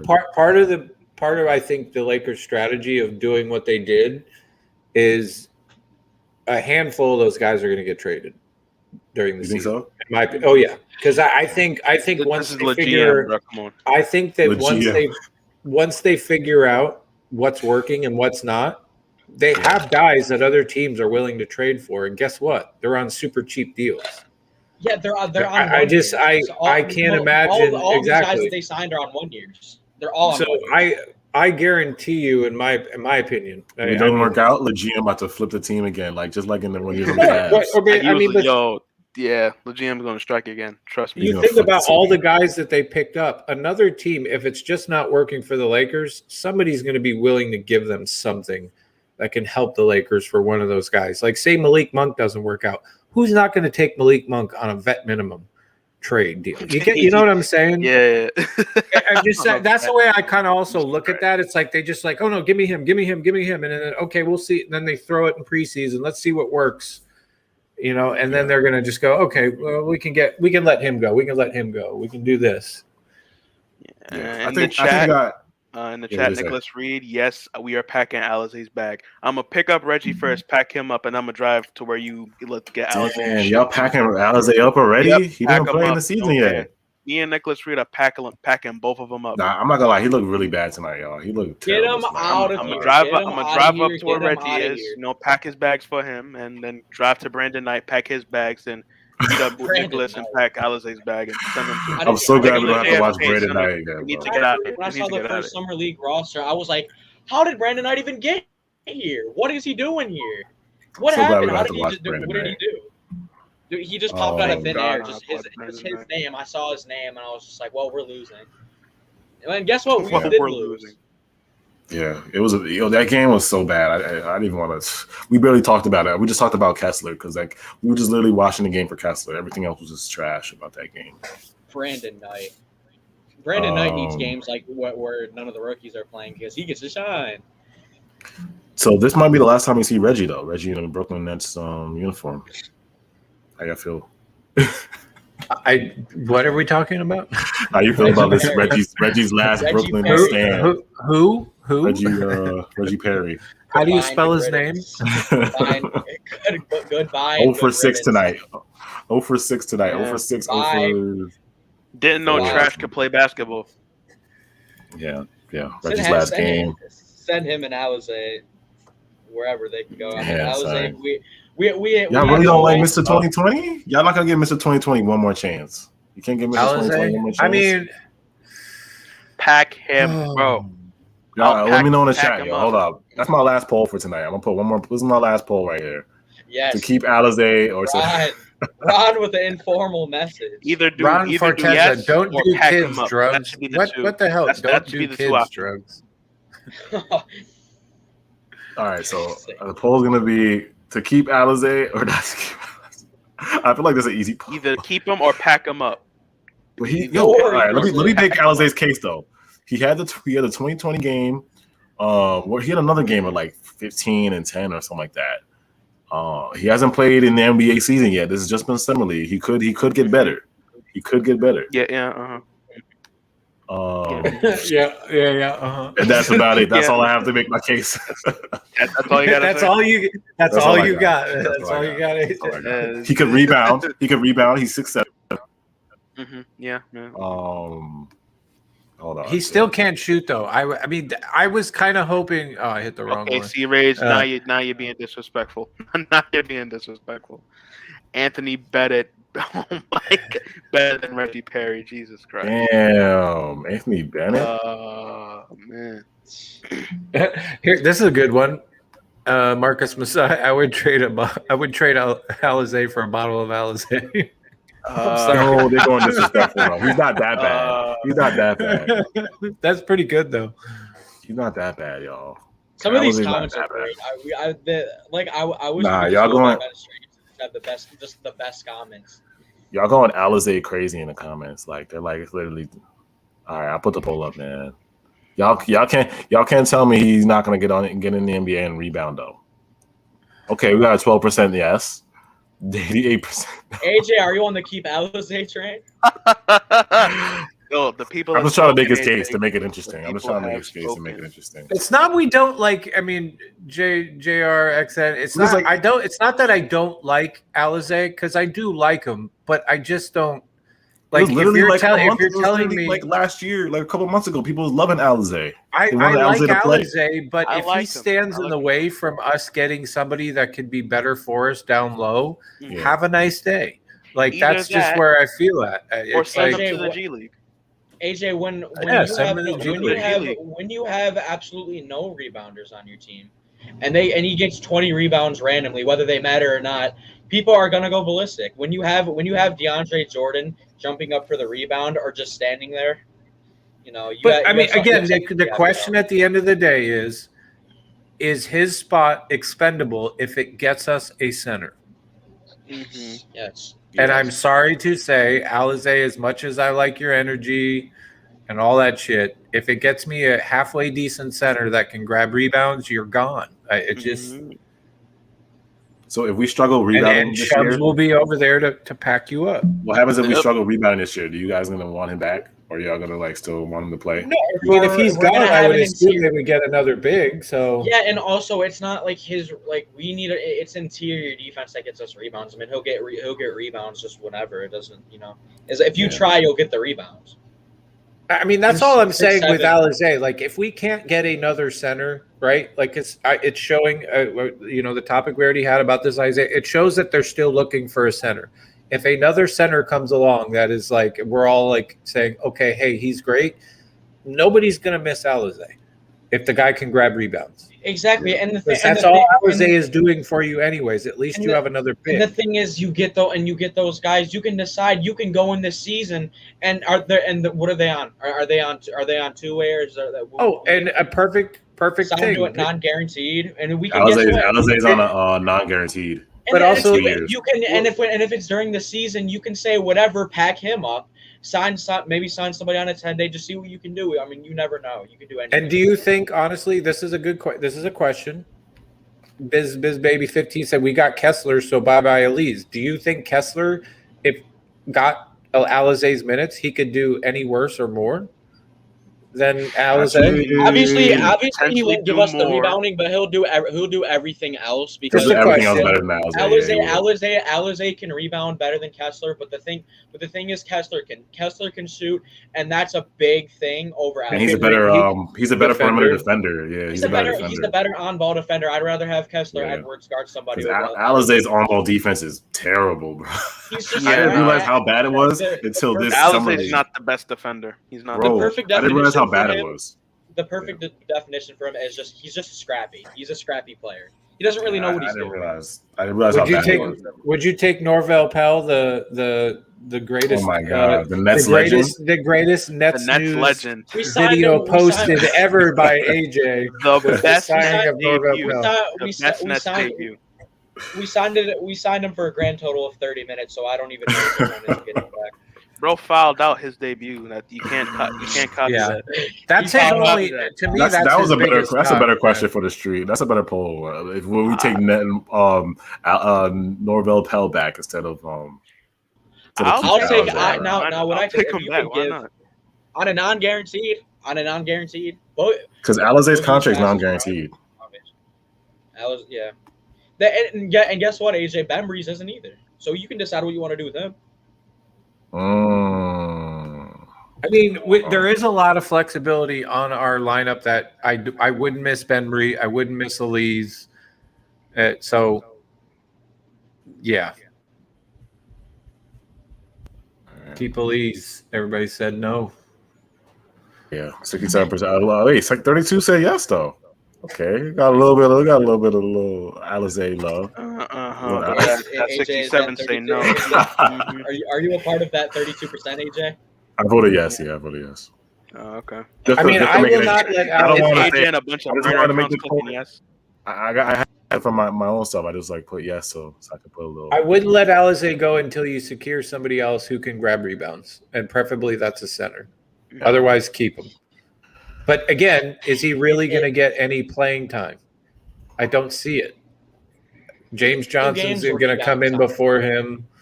Claxton's going to come in before him. Exactly. So James Johnson is going to get a lot more time than him. Claxton's going to get a lot more time. Someone said how many votes I did. I only have one vote. Yeah, sure. On that account, I don't have that many burners. I don't have any burners. Hey, and just to be fair, AJ's. He's not producing tonight. He only has limited. Listen, I didn't have 6 burners put yes. I just put one yes because and that's not even my opinion. I want Alizé gone too, but I just wanted to make it interesting. The poll interesting. Somebody said Paul Millsap, and somebody said I'll keep Alizé all day, every day. The guy can hustle like no other. Shout out. Okay, Nazir. See, I'm not the only guy that be like, okay. Yeah, but again, I'd rather have a guy like Millsap over Alizé. Oh yeah, that's true. That's true. But like I said, Alizé didn't help his case tonight. He didn't help his case tonight. Wouldn't you rather have a guy like Millsap over Alizé? Yeah, I would. I'd rather have Millsap. I'd rather have Lance Stevenson than Alizé, to be honest. It's not even disrespect. It's just in terms of fit, to be honest. Nah, they was disrespect to Alizé. Somebody said they'd rather have a bottle of Alizé instead of Alizé. They'd rather have a bottle of Alizé. That was the winner quote right there. Maybe there was a little disrespect behind me rather having Lance Stevenson than Alizé, but that's besides the point. All right, don't let Alizé get in the game. Let's say it's 2 months from now, and he has another 2020. I don't want no one coming. I don't know what I'm talking about. Well, if he does that, that's trade value. Trade him. That's trade value. AJ, remember when Justin Luckett just told us, like, he said Shamit could have a 50-point game and it's still trade Shamit. Man, he was on that trade Shamit train. Yeah, he was on that trade. That's how it's going to be for Alizé.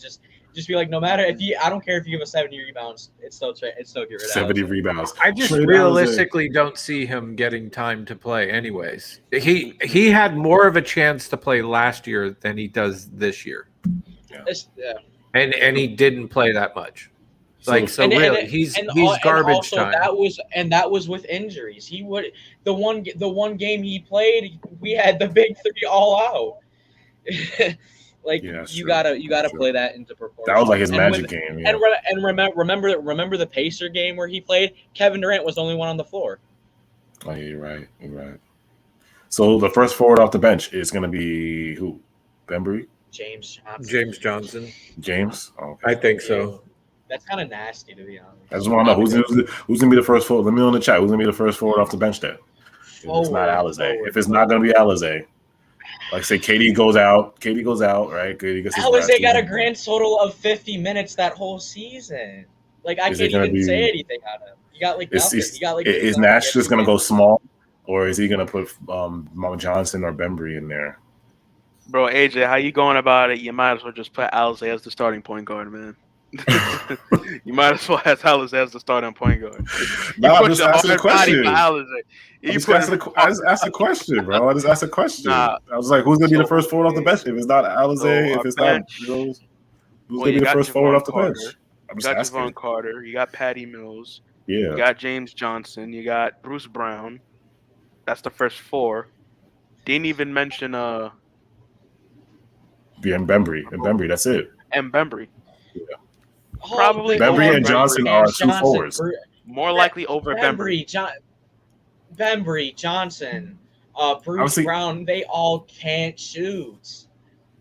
Yeah. Honestly, Steve Nash is probably just going to go small anyway. He probably won't even bring a forward off the bench. He's probably just going to put like $5. Yeah, Bruce Brown will be our fucking forward. Yeah, Bruce Brown is going to be the first forward.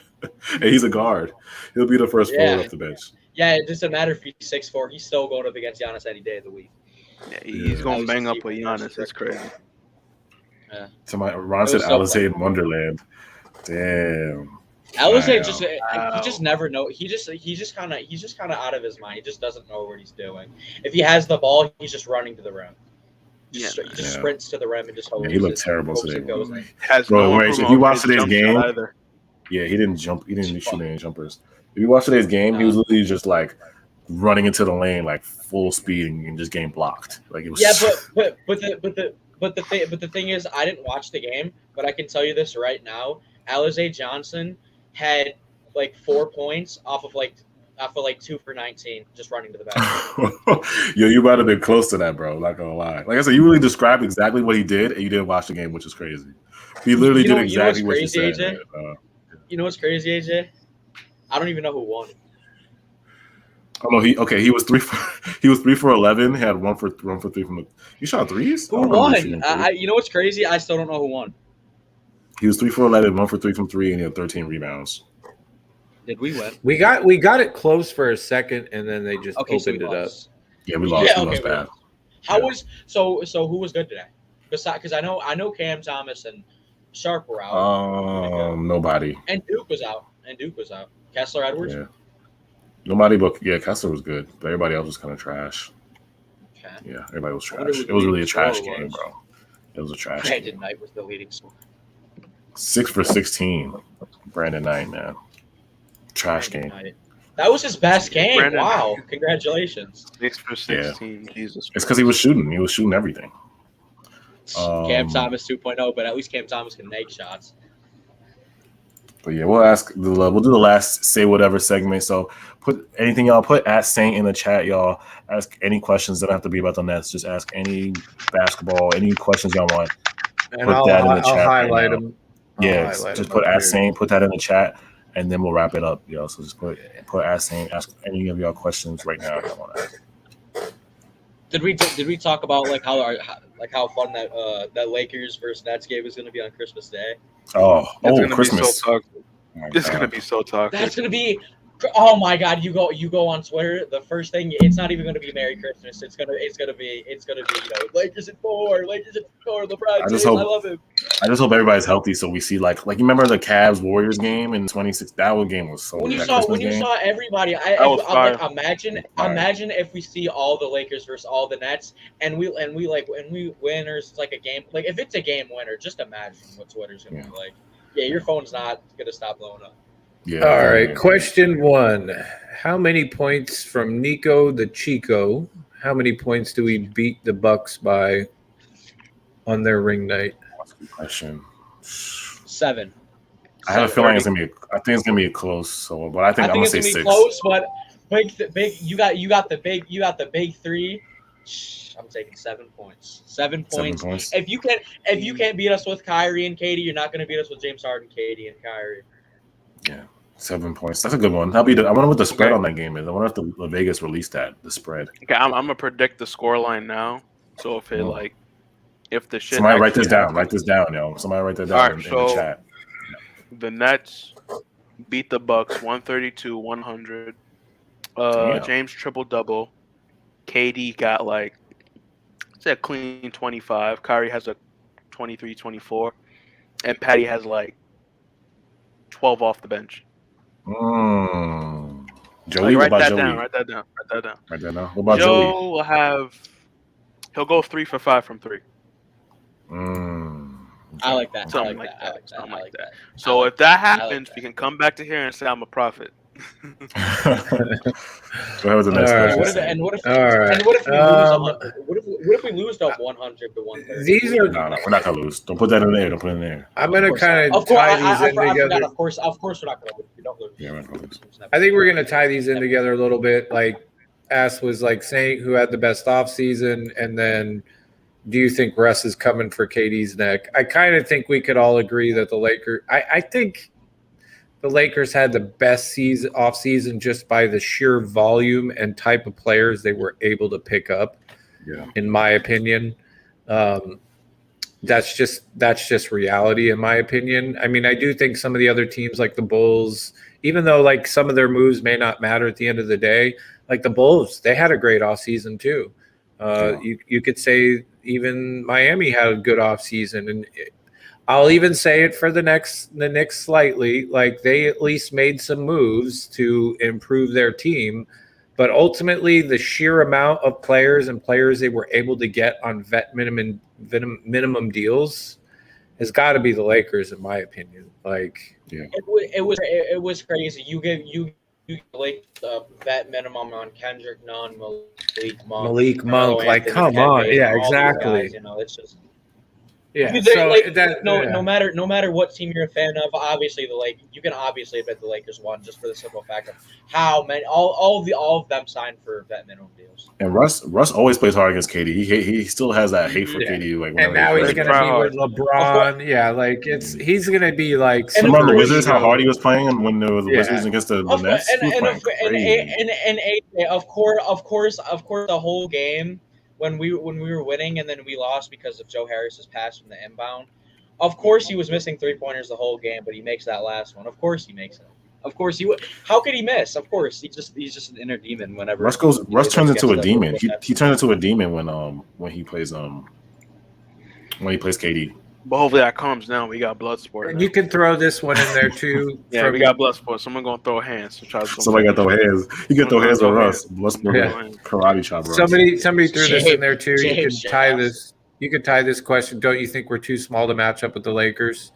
At currently constructed, yeah, I would think so. With AD, we are. I mean, in some lineups they could run 80 at the center. So are we too small then? The thing about the Lakers, they could go small too. They can go smaller. They got a team that can go smaller. They have a lot of options. The thing is with Marcus Saul and they're not going to start Dwight Howard. They're not going to do that. They're not going to start Dwight Howard. If they start Marcus Saul, they're bigger, but Marcus Saul is not going to take advantage of his height on Claxton or something. He's not going to. Yeah. So it won't really. We'll be smaller, but it's not gonna be like they're just gonna run to the paint and score every time. That's not what's gonna. And their defense is not gonna be good. Their Lakers defense is not gonna be number one no more. It's definitely they lost. KCP was Kuzma. Obviously he was in Kuzma and KCP. Obviously, they weren't the most consistent players, but they were consistent on defense. And even Schroeder was a good defender. Yeah, they're not going to be the number one. They lost a lot of. They're going to be bad defensively, in my opinion. I think they're going to be bad because Russ is not good a defender.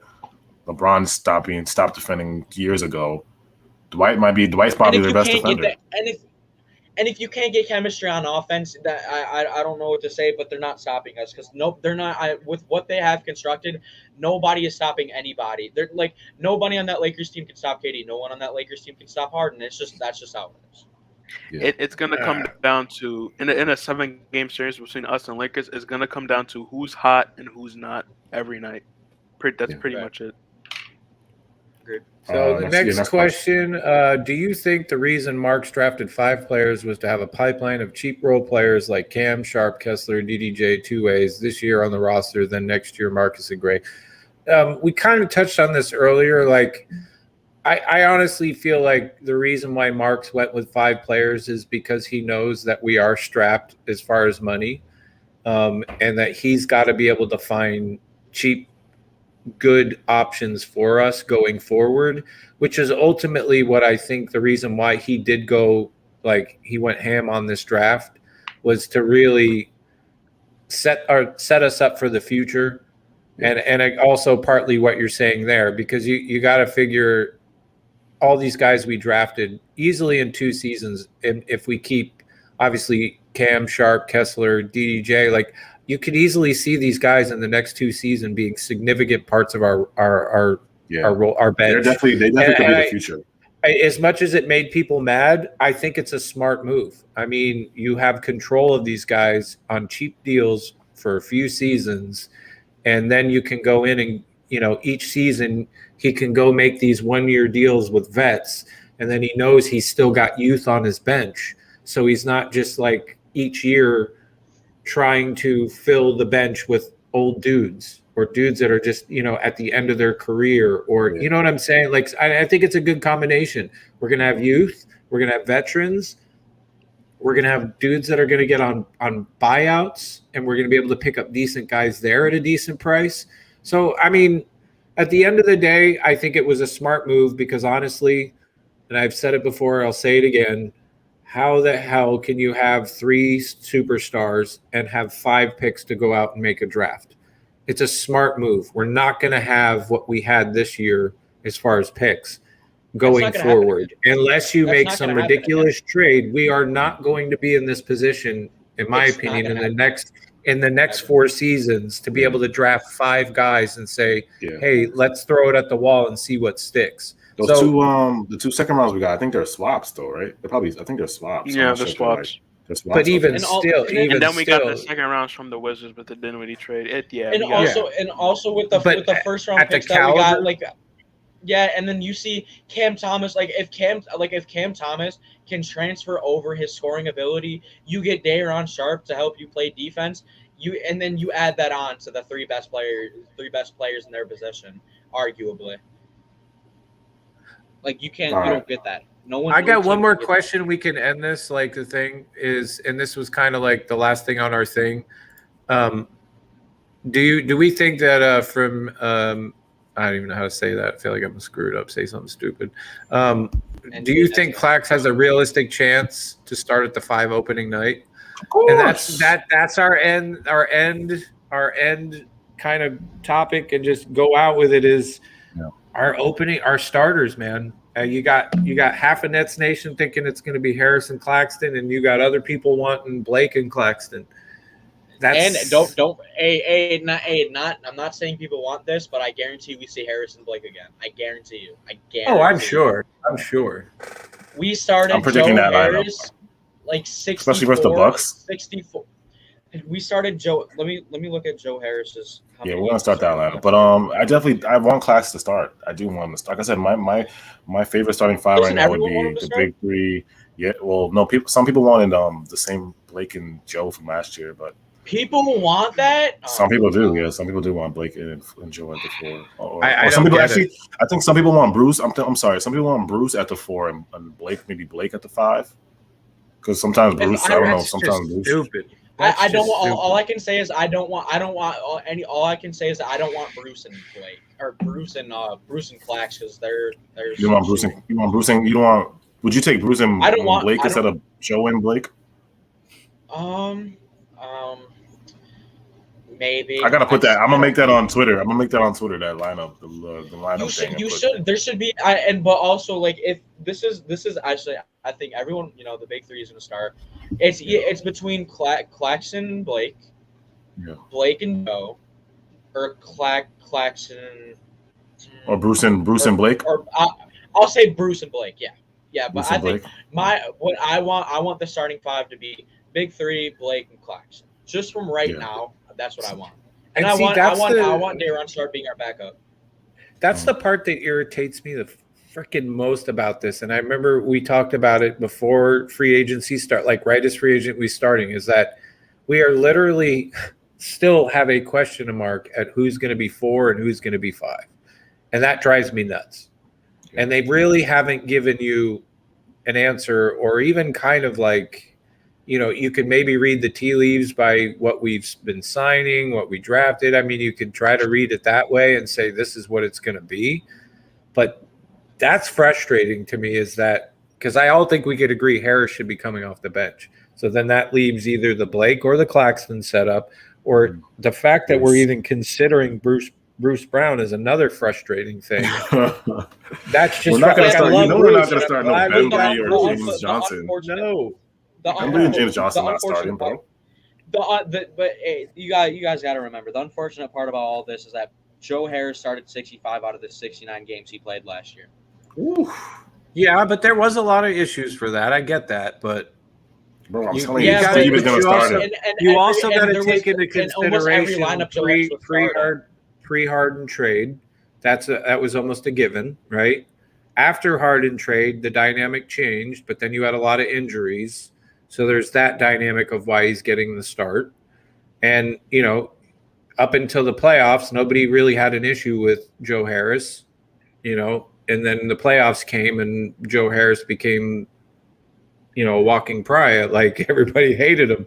They still do. I've always said Joe needs to come off the bench, but it's just different with the small ball thing. Yeah, I don't really like if Joe. I don't mind Joe Harris starting if he's not starting at the 4. He's not going to start at the 2 because Harden's there. He's not going to start. He's not going to start at the 3 because KD's there. That's just how it is. And you don't want Joe Harris on the biggest guy. It's not for the simple fact that he didn't do well in the playoffs. It's just for the simple fact that I don't want him playing at the 4.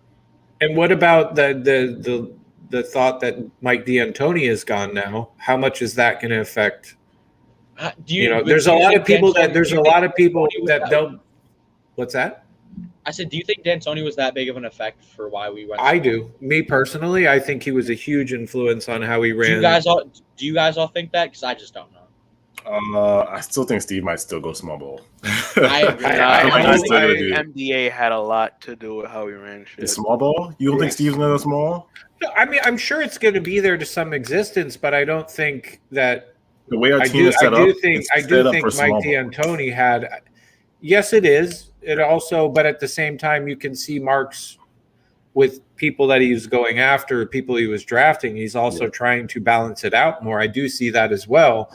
Yeah. And so my question then is like, I mean, but that was another discussion we had earlier with like the Rant Squad was how much of an influence did Mike D'Antoni have?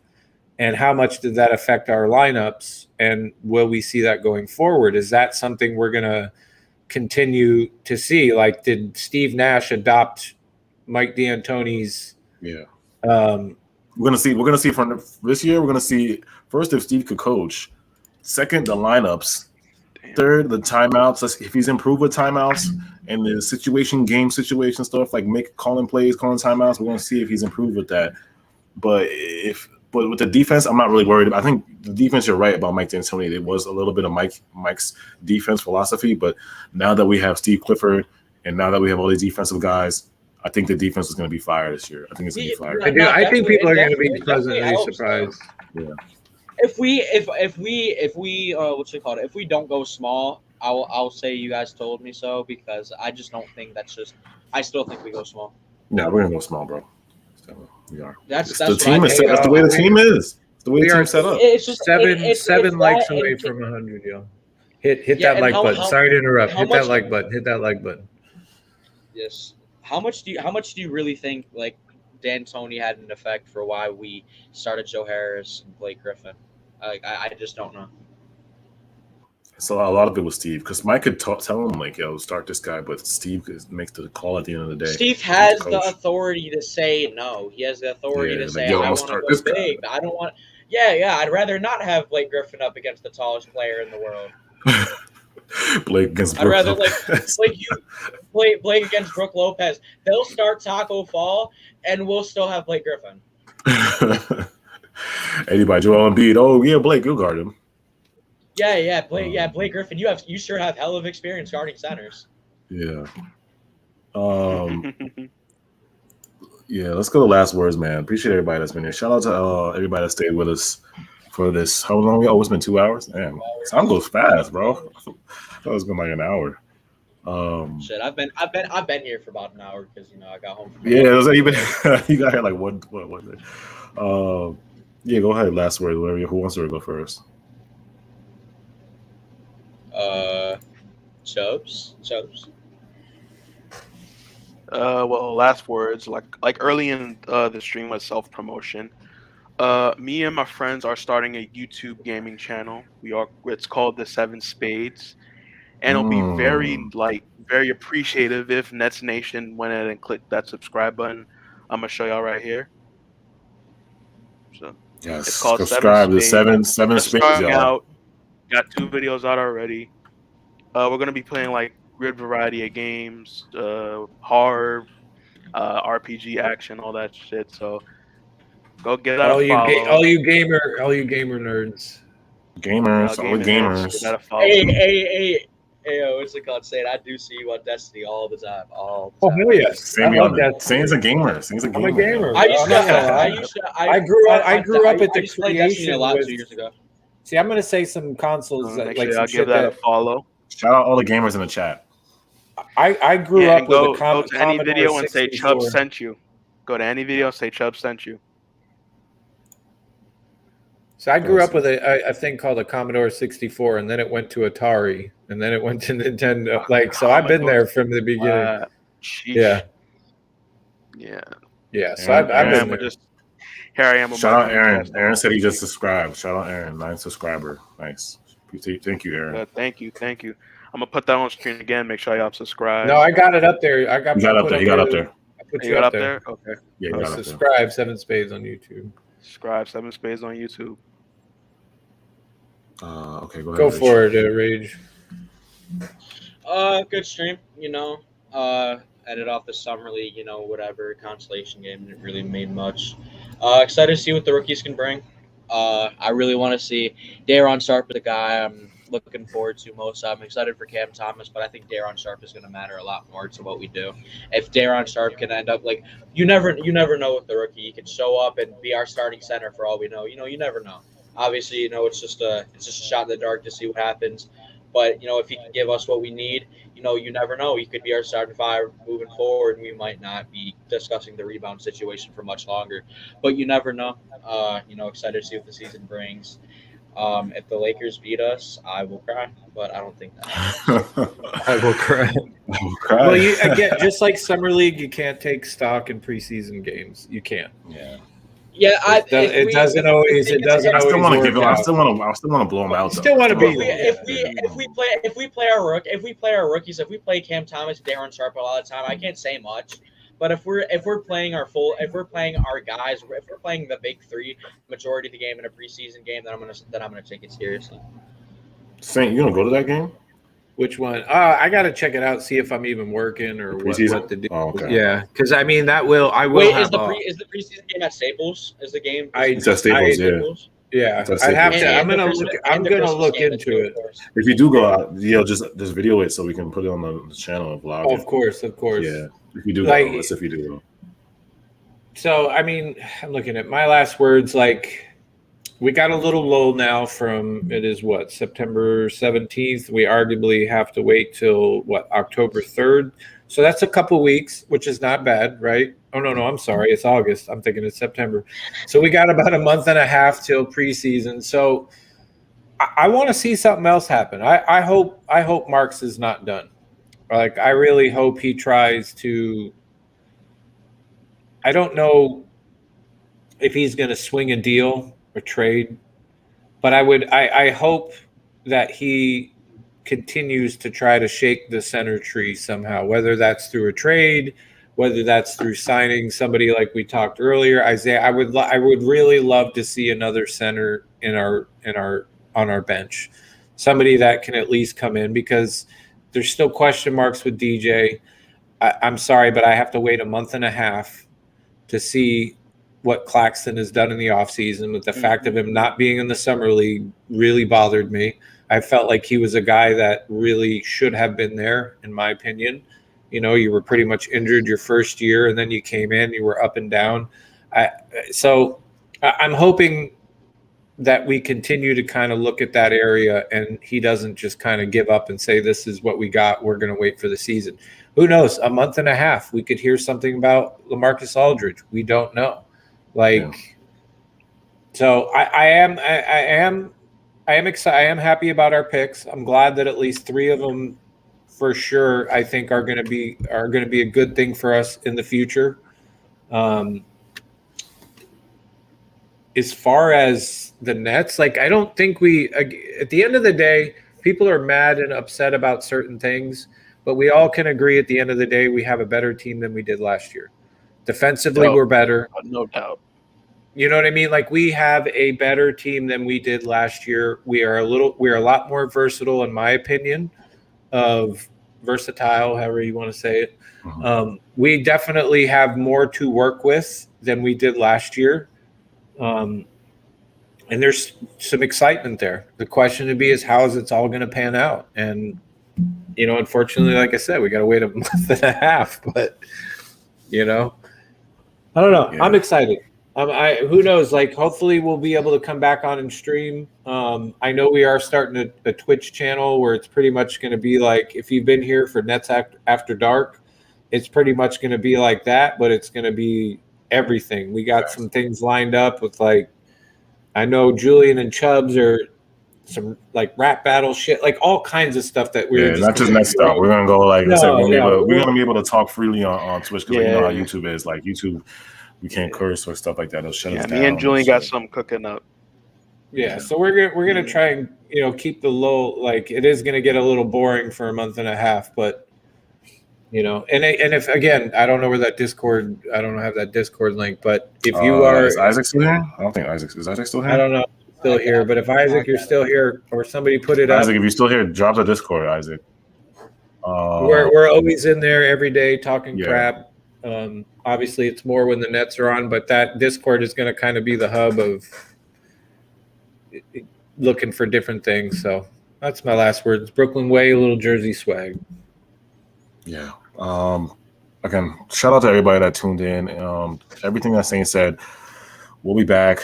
It's gonna get probably pretty slow. This is that part of the season where it's just very slow off season. Everything has been done. Free agencies, if any breaking news happens, it'll probably be a trade, but I don't know if it'll be us. So again, just stay tuned for the content. We're gonna be doing a Twitch. At the bottom of the screen, my Twitter's down there. Saint's Twitter's down there. Follow us on Twitter and then on Instagram, Nets Kingdom 711. I'm on Instagram. Oh, Isaac still is here. Isaac is here. Okay. Oh, okay. Thank you, Isaac. Shout out to my moderators. Isaac, big shout out to Isaac. Big shout out to CWE. I'm gonna shout out a few people before we end the stream. Midnight. Shout out Devin Booker. Devin Booker's been in the stream the whole time just saying, I want to get out of Phoenix. Whoever made that Devin Booker free D book, bro. Anthony Davis, shout out everybody internationally that be rocking with us. Australia, Canada. A lot of people from Canada hit me in my DMs too, man. So Canada, big up Canada, you know. What's it? What they be saying? It's a Canada thing, eh? Hey, yeah, what's up, eh? Hey, what's up, eh? You It's a hoser, Brooklyn eh? Nets team, eh? You're a hoser, Damn. eh? He's a hoser, eh? Chem 505, you are so late. We about to log off. Yeah, Chem you're gonna 505 have says, to. "What's the topic tonight?" You have to watch You it got, back. you got, Oh, yeah, You have to 2 hour, watch it 2 hour back. stream, man. D Monster, Patrick, You got 2 hours to Anonymous watch Tofu, back. Facts 101, Ron Forteza. Just shouting people out because this might be this is our last stream for a minute. Yeah, Anthony unless Davis, something massively breaking yeah, happens. massively, yeah. But again, we're gonna be on Discord. I pinned the Discord. We're gonna be on Discord. We'll be on Twitch. You can go on Chubbs' gaming channel too for other. Chubbs will be on his gaming channel. I'll drop the link again in the chat. AJ, you can Yeah. I got the banner. I made a little banner. Yeah. Kai from BK. Shout out Kai from BK. Sick. Who else is in here? Khalil. Big shout out to Khalil. Ron. Cakes Boo always in here for supporting. Appreciate the Cakes Boo. Appreciate you. She said we put the Twitch up on Discord. Yeah, we will. Yeah. We will. Yeah. We're still working it out, but this weekend we're gonna just create the channel, and then Twitch is gonna be lit. We're gonna go from there and try to figure something out. Music, talking about everything on Twitch. It's not just be like Nets. It'll be just Nets. It'd probably be slow and painful at the beginning, but it's pretty, Yeah. no We'll get holds bars. Yeah. Aaron Verhaen, what's up? Brooklyn Nets 11. Shout out Brooklyn Nets 11. Who else is in here? Imad, yo. And who else? Marcus. Greece? Okay. From Greece? Oh my God. Are you from Greece for real, Marcus? Or are you just talking about Greece women? I think he's just shouting out to Greece women. You talking about Greece women, Mark? Are you from Greece or are you just talking about Greece women? Shout out to Greece though. I always want to go to Greece. They got the good views over there. No. Their sceneries. Scenery in Greece is fire. I have a friend who's from Greece, and she always goes back and always posts all these like just the ocean and all the places she's at. Man, and Greece is gorgeous, dude. Yeah. What else is in here? Okay, y'all. I appreciate you guys so much. Jay Bean. What else is in here? I'm just giving the last minute shout outs. Arthur, hey, what's up? And Mike Gwitty. Mike Gwitty's been in here for a minute too. Shout out to Mike Gwitty. Mike Gwitty be in the chat a lot too. All right, you guys. Thank you guys. All right, y'all. Night. Brooklyn. Peace out.